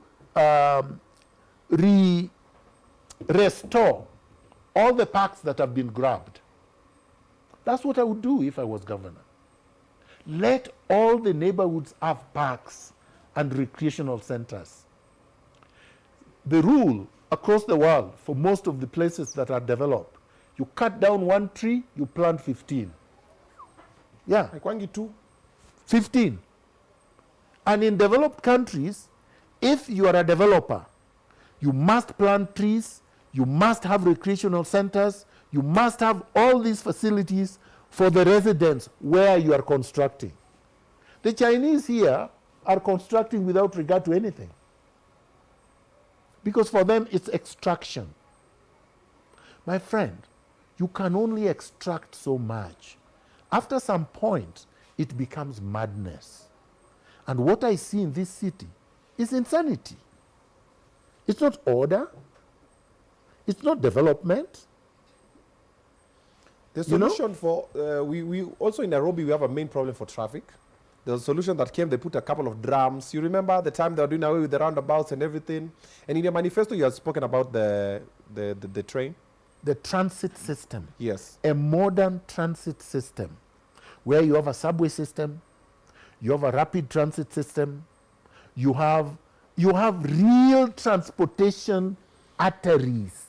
Then you also have to have, as I said, a system of managing the environment, right? Having garbage collected, recycled, and just having cleanliness in the city. Having a sewer system that actually works. We don't have a sewer system. We don't have a garbage management system. There is none. They take garbage and they dump it in dump sites, right? Yeah. Where people live. In fact, there is nothing public that manages the environment in Nairobi County, that manages sanitation and cleanliness in Nairobi County. There is no transportation system in Nairobi County. In Toronto, for example, I can give you, there is something called Toronto Transit System, TTC. It runs trains, it runs buses, it runs trams, and it runs a system for even transporting people who have disability. People with disability or senior citizens just have to call, and a vehicle comes where you live and takes you to hospital. You don't have to go to the road. It comes where you live. Public funds from the taxes, they don't pay anything. Now look at this, you know? And here, we tax more than they tax in Canada. Healthcare system, for example, in Canada is completely free in terms of people pay taxes, but after that, you can see any doctor you want and you don't pay anything. The only thing you pay is prescription drugs if you have to go to the pharmacy to buy drugs, which for disabled and people who are senior is also discounted through the government, through the taxes. So tax works. But here, where do our taxes go? Atwoli is flying 3 planes with them, right? The pension system, where does it go? People tell you, go take NHIF card. But when your wife is delivering a child, they can't even be admitted at Kenyatta. And if they're admitted at a private clinic, I was told just yesterday by one of my relatives, he had to pay for that too. And yet he has a card for which he has already paid. So what kind of system is this? So we have a messed up system. It's really barbaric, both at the national and the county level. The most unfortunate part of it, nobody's talking about it. And these people, who are, some of them are in positions of power, are people who studied abroad, who have lived abroad, who have worked abroad, whose children are staying, working, and studying abroad. So they are not completely ignorant. The only thing that they are doing is that because their children are not going to these things, through these problems, they don't care. When their wives want to deliver, they take them to London. When they are sick, they go to India. Right? And when their children are going to university, they take them to foreign universities. And then they come back here to be on top of you. So basically, it's the ostrich situation. Head in the sand, whatever happens, happens. It's not affecting me. Let's roll. We know in Nairobi, as a county, we have a lot of cartels. Do you believe if you were elected, you would have managed to handle them? They would run away before I am sworn in. So I don't even have to handle them. They would just run away on their own. They would just take off and run, my friend. They know. They would not wait for me. That's number one. They would not wait for me. And you wouldn't change. Because we have people who come with manifestos like this. My friend. Wanaingia hivi unasikia. Okay, so let me ask you. I give people very simple examples. I was the Prime Minister's advisor. How come I didn't change? The people around me changed. They all started doing deals. How come I didn't do deals? And if I did deals, would I be in prison? This time they were taking me to Canada. Don't you think they would have taken me to committee? Do you think they would have lacked something for which to take me to court legitimately? Seriously. that the only solution they felt was to make up stories and say he's not a Kenyan. I mean, they charge everybody, right? So how come they never charged me? People made noise about my house. My house is still there. I renovated it. I'm in it. Because I built it before I even came back. Not with one loan, from my hard-earned shilling. So if I had acquired anything illegitimate, my friend, it will be all over social media. And nowadays they discover everything, right? So they never try to buy you out? No, they try, but they can't. They can't. Why can't they? Pesa ni kidogo? No. Ama integrity ni mingi? I can't be bought. So someone has So they money just to give you? up. No, they just give up. Or they know, don't try. They don't even try. They don't even try. Because they know the answer. Okay. You see, a lot of times, people give them signals that they're ready to be bought. They go to their offices begging for things. So they know this one is easy to buy. Me, I leave the office, I go home. I eat and I sleep and I go to work. And I don't go to bars. You see, in the bars is where you can tell also the weak ones. And they send them slay queens. Comments about Miguna for governor, Miguna for governor. My friend. When you guys had an opportunity to vote, did you? No. But actually, I don't blame the country. I don't blame the voters. Okay. A lot of the election was messed up also. I have people who went to vote. Some of them I know personally. They come, a group of them, and say, look, we went to vote. We were at this polling station. 25 of us voted. But when they counted the votes and announced them, they said only 2 voted. So where are the rest? That happened a lot. Number 2, the media, the one I call Githeri media, plastered everywhere with Sonko stops Nairobi, whatever. So people get confused because of what the media is doing. They run negative stories about you. They promote the wrong candidates, right? They tell people he's the one who knows how to manage, or he's street smart. They call a thug street smart. And they call a legitimate person not ready. I don't know what readiness means. So the media failed us, the system failed us, IBC failed us. The public became a victim just like I am, right? So I don't blame the public. When the right time comes and the right circumstances are there, the public always does the right thing. If the public was not doing the right thing, Raila would not have won in 2007. And he did, against a sitting president. Kibaki would not have won in 2002, against Moi. So I think the Kenyan public is always there. They are always in the right space. These institutions are messing them. And this is where we should pay attention. So for me, the public is fine. Okay. Yeah. Wow. Have you ever thought of running for president? Because anybody with ambition has to think about running for president. Okay. So I would be lying to say I've not thought. Okay. Of course I have. All right. And I can tell you that if I was in President Ruto's position, I think I would have done better than him as of now. I think so. Okay. There are too many. I mean, Linturi would be gone, for example.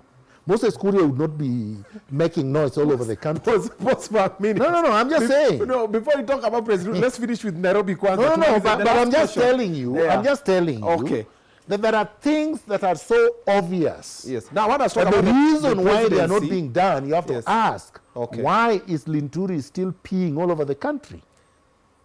Okay, I want us to talk about the presidency and the economy as a whole. As a that's where we're going next. The last question about Nairobi and Sakaja. What do you think of Sakaja's school feeding program? If the people of Nairobi had employment and had livable wages, they would not need anybody to feed their children. Okay. This is just a racket, like Moi said, he's going to supply milk and he's stealing through the milk program. This is a conduit for theft. Moi was stealing through the milk program? Of course. Maziwa ya Nyayo? Yeah. Then what we enjoy that milk? He stole billions through Maziwa ya Nyayo. So, let me ask you, where was it being sourced, Maziwa? You don't know? How much was being sourced? You don't know. How much was given to children? You don't know. So how would you know that he did not steal? Because for you to know somebody did not steal, you must say 500,000 was produced, 500,000 was given to kids, nothing was misappropriated. Wow. But you could have put on the book records that you produced 5 million and only 500,000 was given to children. It was a big racket. But as long as the children were drinking, they thought everything was okay. We thought, I've been thinking that all along. I mean, you should come back, you know. You should drink milk in school. No. Wow. My friend, we didn't drink maziwa ya Nyayo and we didn't miss it. Because we were able to be fed. If you are able to be fed at home, you don't need anybody giving you maziwa. Why? If you can drink maziwa at home. Hey. Even right now, don't you have food at home? We have food. So do you need to go to somebody's place to drink drink tea or milk or take food? No. You take it at home and go to work. I never saw it in that direction. So maziwa Everything Moi did, he had a cut. Yeah. All rackets. I wonder. Now let's talk about the government fully. Is it functional? Do you believe the president can do better? Do you believe, you've mentioned Linturi and the rest, who are the people that are feeling? If you were president, you could have done away with very fast and then now you could align. First of all, my friend, UDA came to power on a platform. They had a manifesto.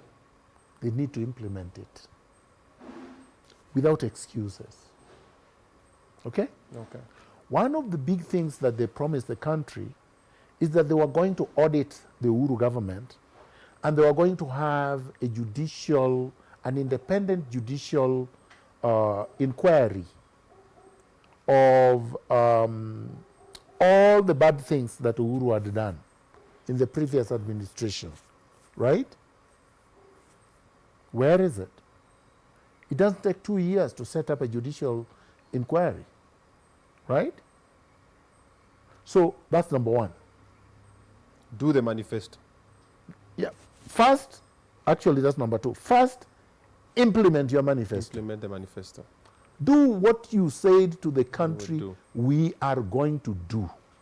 Okay. Two, some of these low-hanging fruits that you're supposed to do, like the judicial inquiry, okay, of state capture, for example. Yeah. Do it. Some of the things that came up just before Uhuru went was the Pandora's box, the scandal involving his family. Pandora's papers. Pandora's papers, Yeah, Pandora papers. regarding the amount of money stashed that's abroad. stashed abroad. Yeah. Okay? Before that, there were other scandals. Do the bare minimum. Restore these things. Because the investigation has already been done and the evidence is in It's there. and we know the amounts. Okay? Number three, appoint only qualified Kenyans to positions of responsibility. Qualified Kenyans from all ethnic groups and the two gender, male and female. Balance things. There is too many Kikuyus. There are too many Kikuyus and Kalenjins in this government, in cabinet, in principal secretary's position, in chairman of leading or chairpersons of leading corporations, and CEOs. That needs to be said. Enough of that. We are tired of it. You need to bring equity to the country. Let all parts of the country feel like they are part of Kenya. Let the taxpayers' money be invested in all parts of Kenya. That's very important. Yeah. Stop destroying people's homes if you have no alternative places to take them. Have places to take them, then I support the eradication of slums, personally. I think we shouldn't have slums. So when the president says, at the end of my presidency, there will be no slums, I say hooray, but I need to see a concrete plan towards that. It should not be just talking, right? Because if that had been there would be nobody dying in Mathare. We would not be touring Mathare to visit how badly people are off. And this is where I disagree with Raila Odinga again. He's talking as if he was not in power himself for the last 10 years. He was prime minister for 5 years. Then he was with Uhuru for 5 years. Whether he joined formally or not, he was with Uhuru in a coalition government under the handshake. What did they do? So don't talk like you've not been there. And when we look at the counties that his party controls, which is half of the country, they are being mismanaged just like Sakaja is mismanaging Nairobi. And in fact, in Nairobi, it's Raila now propping up Sakaja. UDA does not want Sakaja anymore.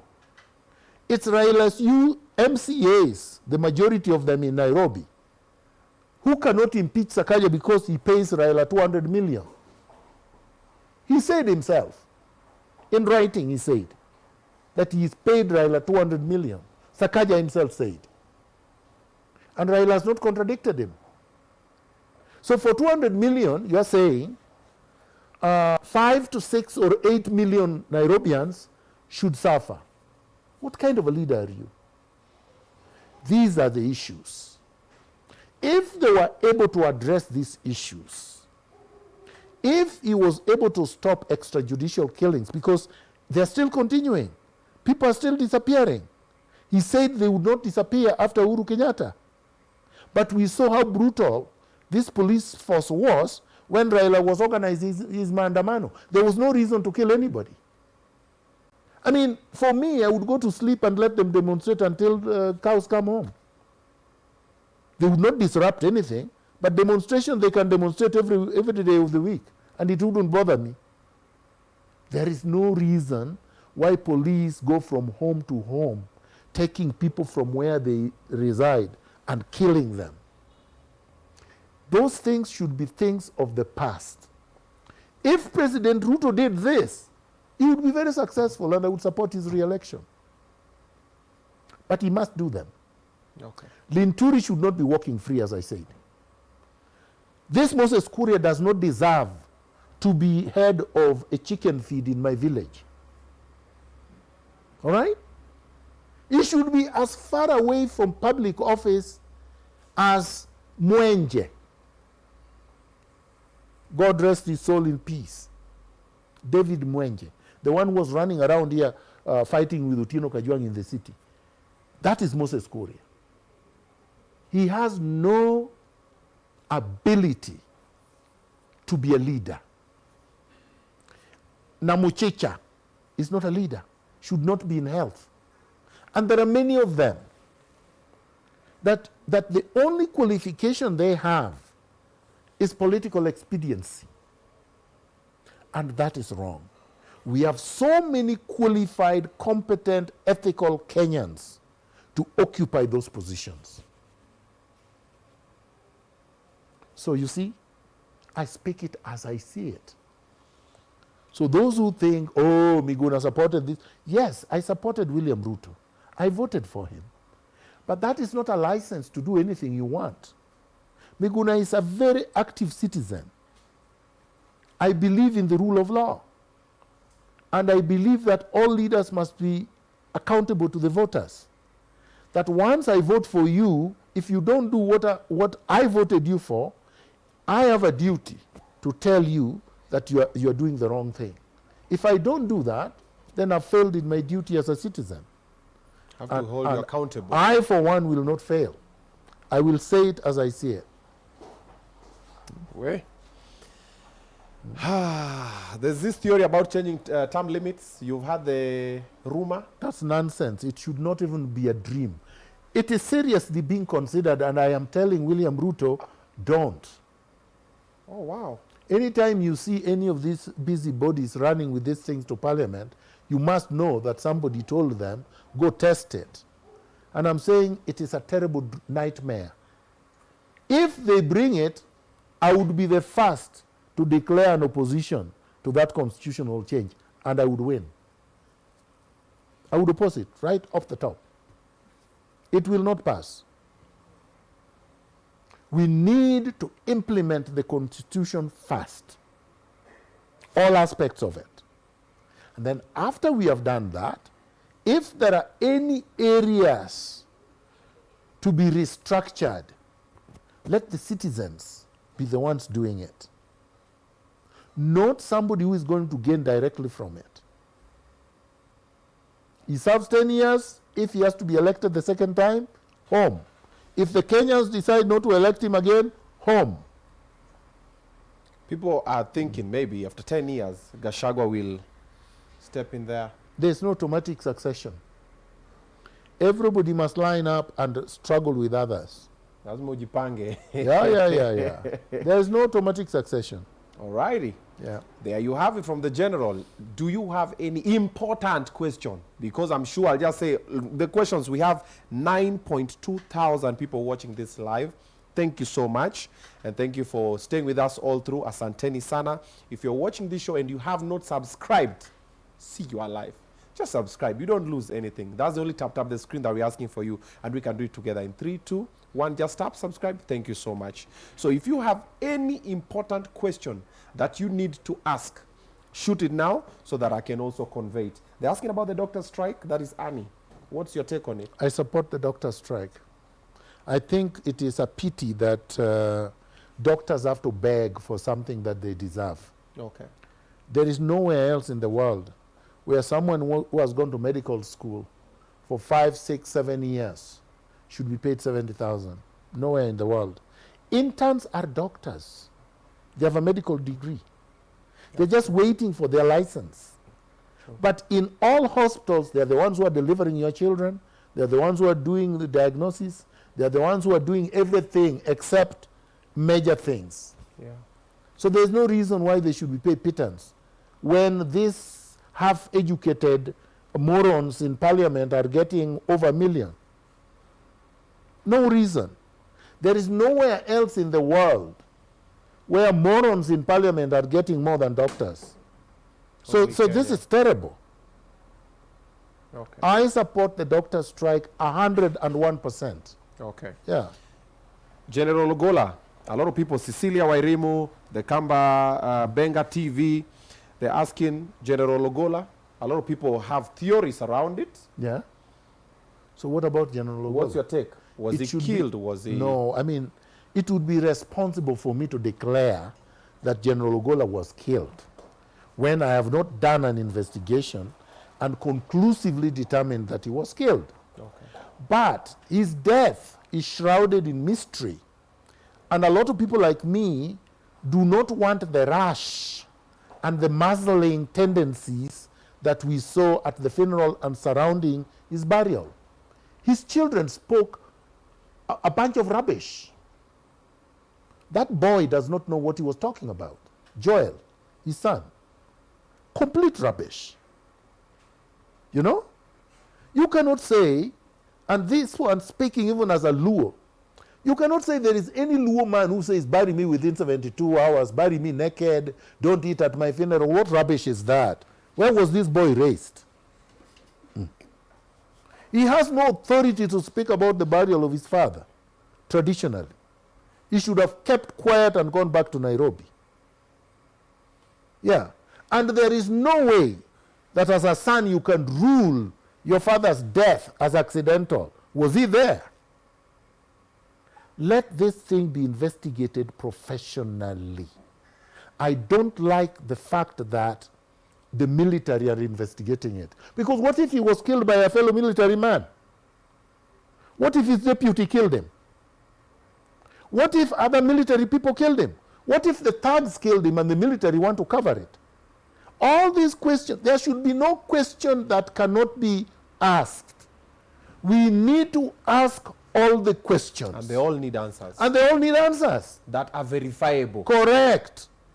So there is absolutely no issue. I cannot say to anybody, even my enemy, that they die under the circumstances that General Ogola died and that nobody should ask questions. This silly thing that, oh, asking questions will not bring him back to life. What nonsense is that? It will prevent another death if it was caused. Do you understand? Or if it was negligence, we would be able to prevent another negligent death. Why not? Sure. A human being is not a dog. They cannot die just like that. And generals do not just fall from the air. That's also true. So we have to ask about all these questions because a CDF is secured just like a president. Where was the evacuation team? Where was the evacuation strategy? Where was the rescue strategy? Where were the escort planes or helicopters? Do you understand my point? So why should we not ask them?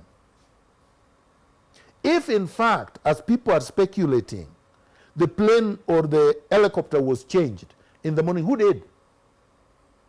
Ultimately, who gained out of the death? The motive. Very important. Motive. President Ruto did not gain because it is him some people are accusing. So he didn't gain, right? But somebody did. Who is it? There you have it, from the general himself. They're also asking what's your take on the housing levy. Cecilia Wairimu, we have Douglas Masinde, Jacqueline Joroge, Kasim Ilambua, housing levy. If the housing levy was processed properly and transparently through public engagement, I would support it. If there was no monkey business in it, if it was being transparently done and accountably done, I would support it because I want housing for everyone, decent housing for everyone. But it's being rushed like mad and shrouded in mystery. And for me, anything shrouded in mystery, I reject because it is not transparent. But not because of the reasons other people are using. Other people are saying, oh, why are you saying we need a house when I don't need it? Why are you forcing me to pay for something I don't need? Those are the wrong critics. People with money should be able to pay for those without in properly managed economies. If I have money, I should be able to be taxed to help the homeless. I should not be asking, I have a house, I have a job, I'm okay. Why are you taking money from me to help somebody in Kebra? We should be taking money from you to help people in Kebra. So there they are wrong. Okay. The more abled should be helping the less abled. Okay. We've seen with the rains, Jomo Kenyatta International Airport is turning into Jomo Kenyatta International Aquarium. There's a lot that is happening. It's leaking. The cold rooms are flooding. What's your take on it? Well, it's basically corruption. And it's not new corruption, it's old corruption. Okay. Because you see, a lot of people are blaming Murkomen. But really, if you ask the real question, the roof was constructed when Murkomen was not minister. Okay.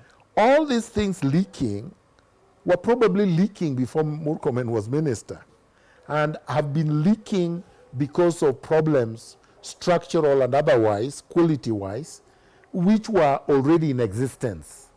So maybe the blame should be, why didn't you detect it or your team detect it? What did you do after detecting that there were leakages and whatnot? He wouldn't have detected until it started raining, right? So you have to give him a little bit of a slack. Okay. But it is corruption, which should be addressed. Who was given the contract? All right? And if the person who was given the contract failed to secure the facility the way it is now apparent they failed, that person should be brought back to correct all the things, the defects that are there, number one. Oh, wow.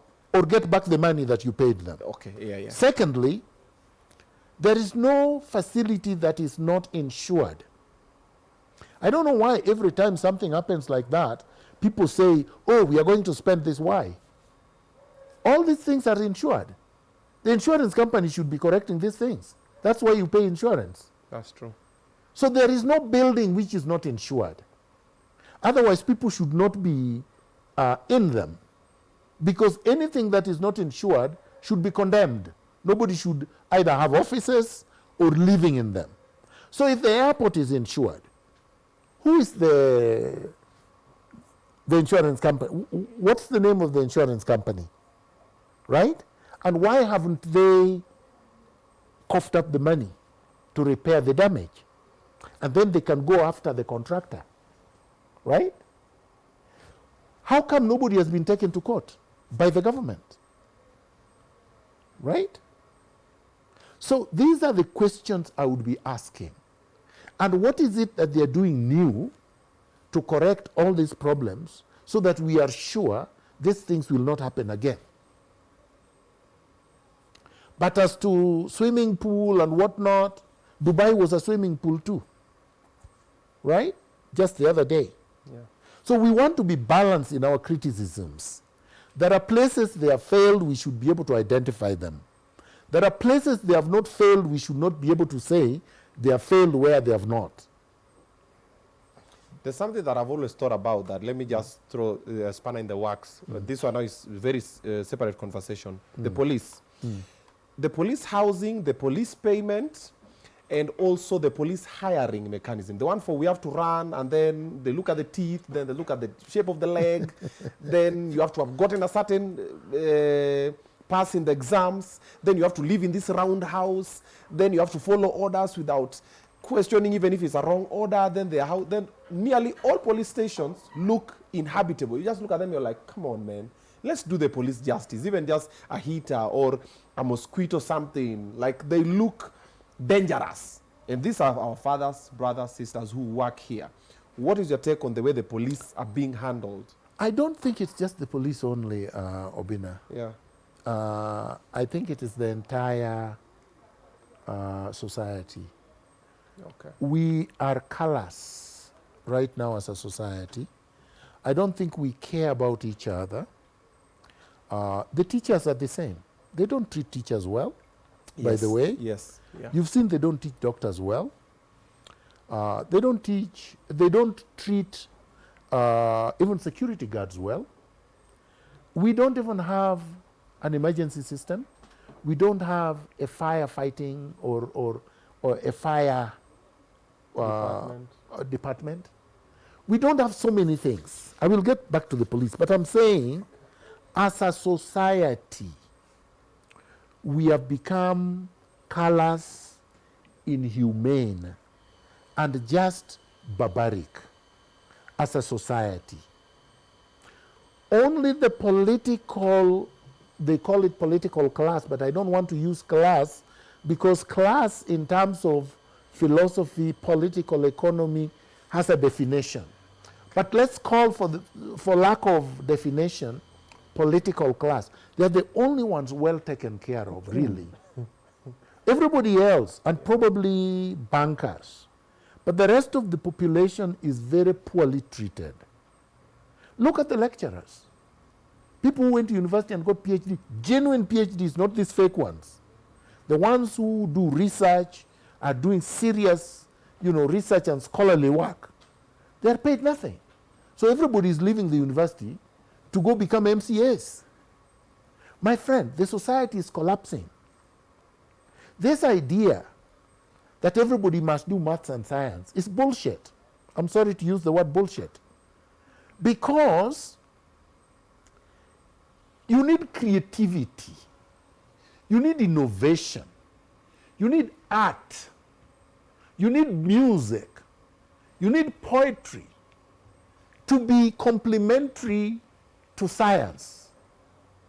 Without creativity, art, and these other things, you don't have a society with a soul, right?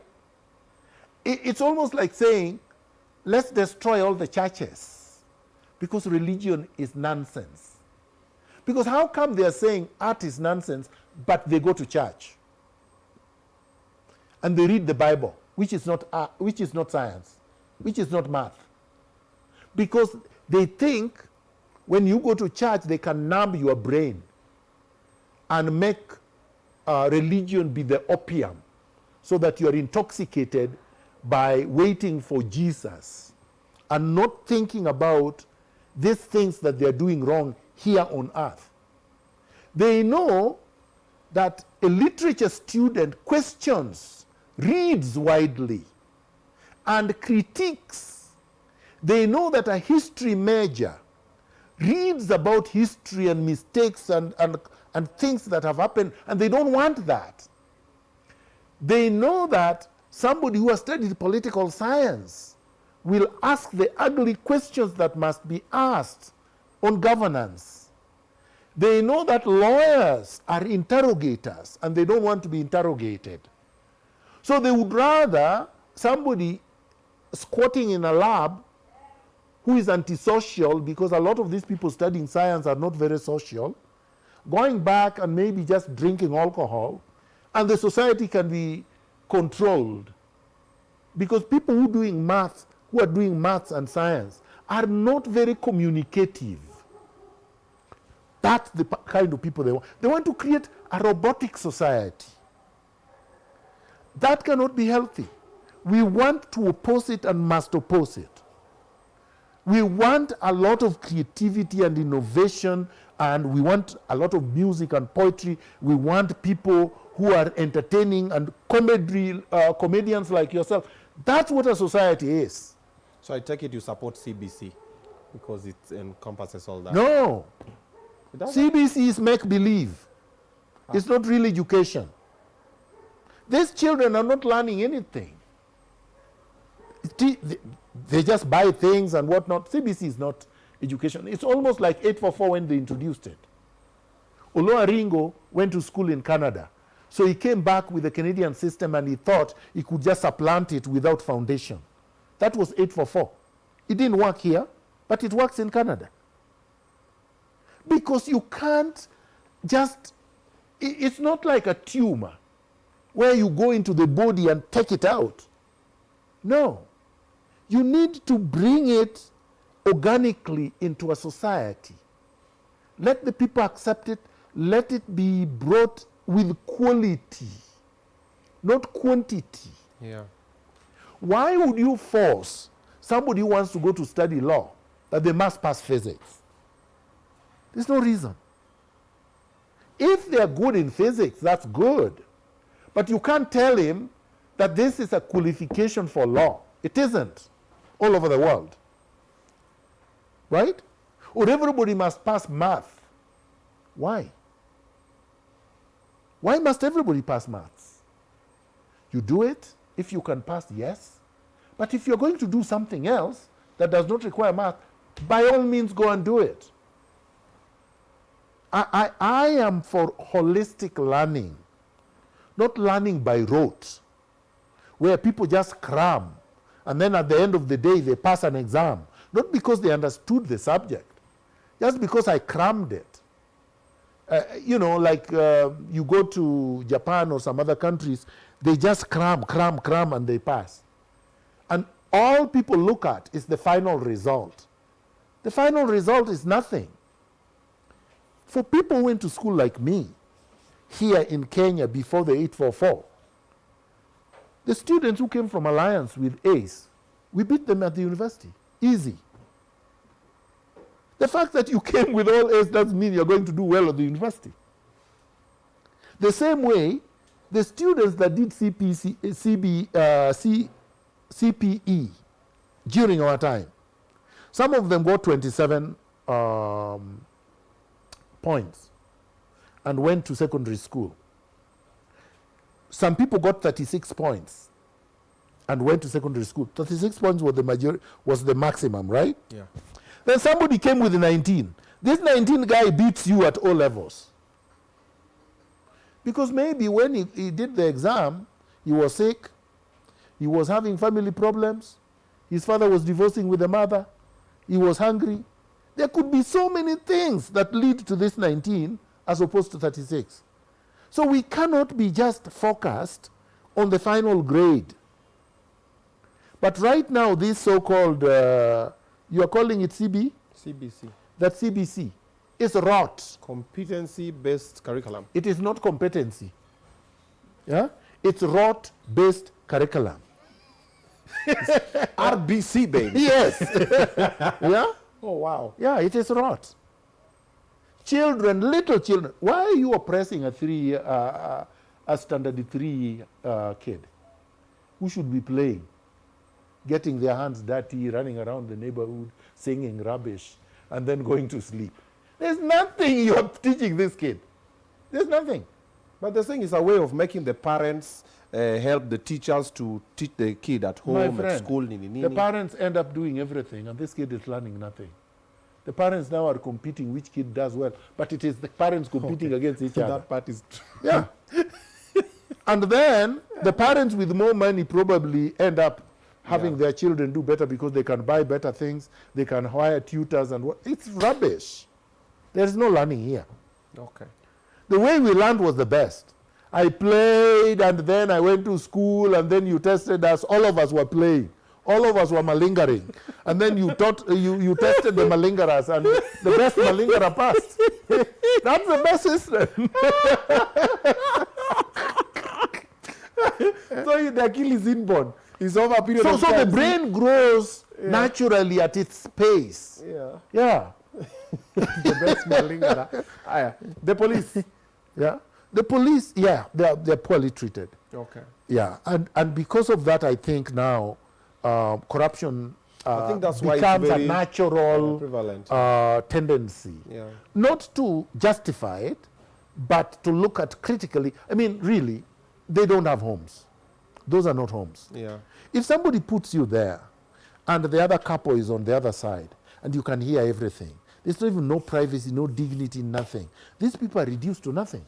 And some of these people are guarding the VIPs. True. They go to the VIPs' mansions in Karen and Muthaiga and all these places. Then they go to their shack. How do you think they feel? You know? So I agree with you. The society has to change, but it has to start with the leadership at the top. Yeah. Yeah. Because the bottom here will not be able to change it unless it is a revolution. Unless they're joining me to revolutionize the whole thing. You saw the police were taken to Haiti.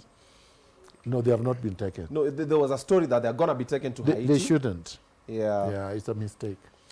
The other major story that I would like to get your opinion on is the blackout in the country. Yeah, that's Even at the moment, there's a major blackout going on now. It's incompetence. And in many countries, people would have already been fired from the minister going down of energy. So, and they're not explaining why. Yeah. The other day, I traveled from Eldoret. I arrived home like this, blackout. My phone is dead. I can't do anything. I had things that I needed to do. I can't use my computer. There's no internet. I mean, it's just a mess. So imagine there are people who rely on that power to run an industry. That's true. How do you then... Perishable goods as well. Correct. Yeah, so hospitals, people HDUs, who are on... ICUs. Yes. Wow. You see? It's... So do you know they don't tell us how many people died because of the power shortage? Yeah, they don't. At the ICU. Okay. Yeah. So, but I think we've come to an end, eh?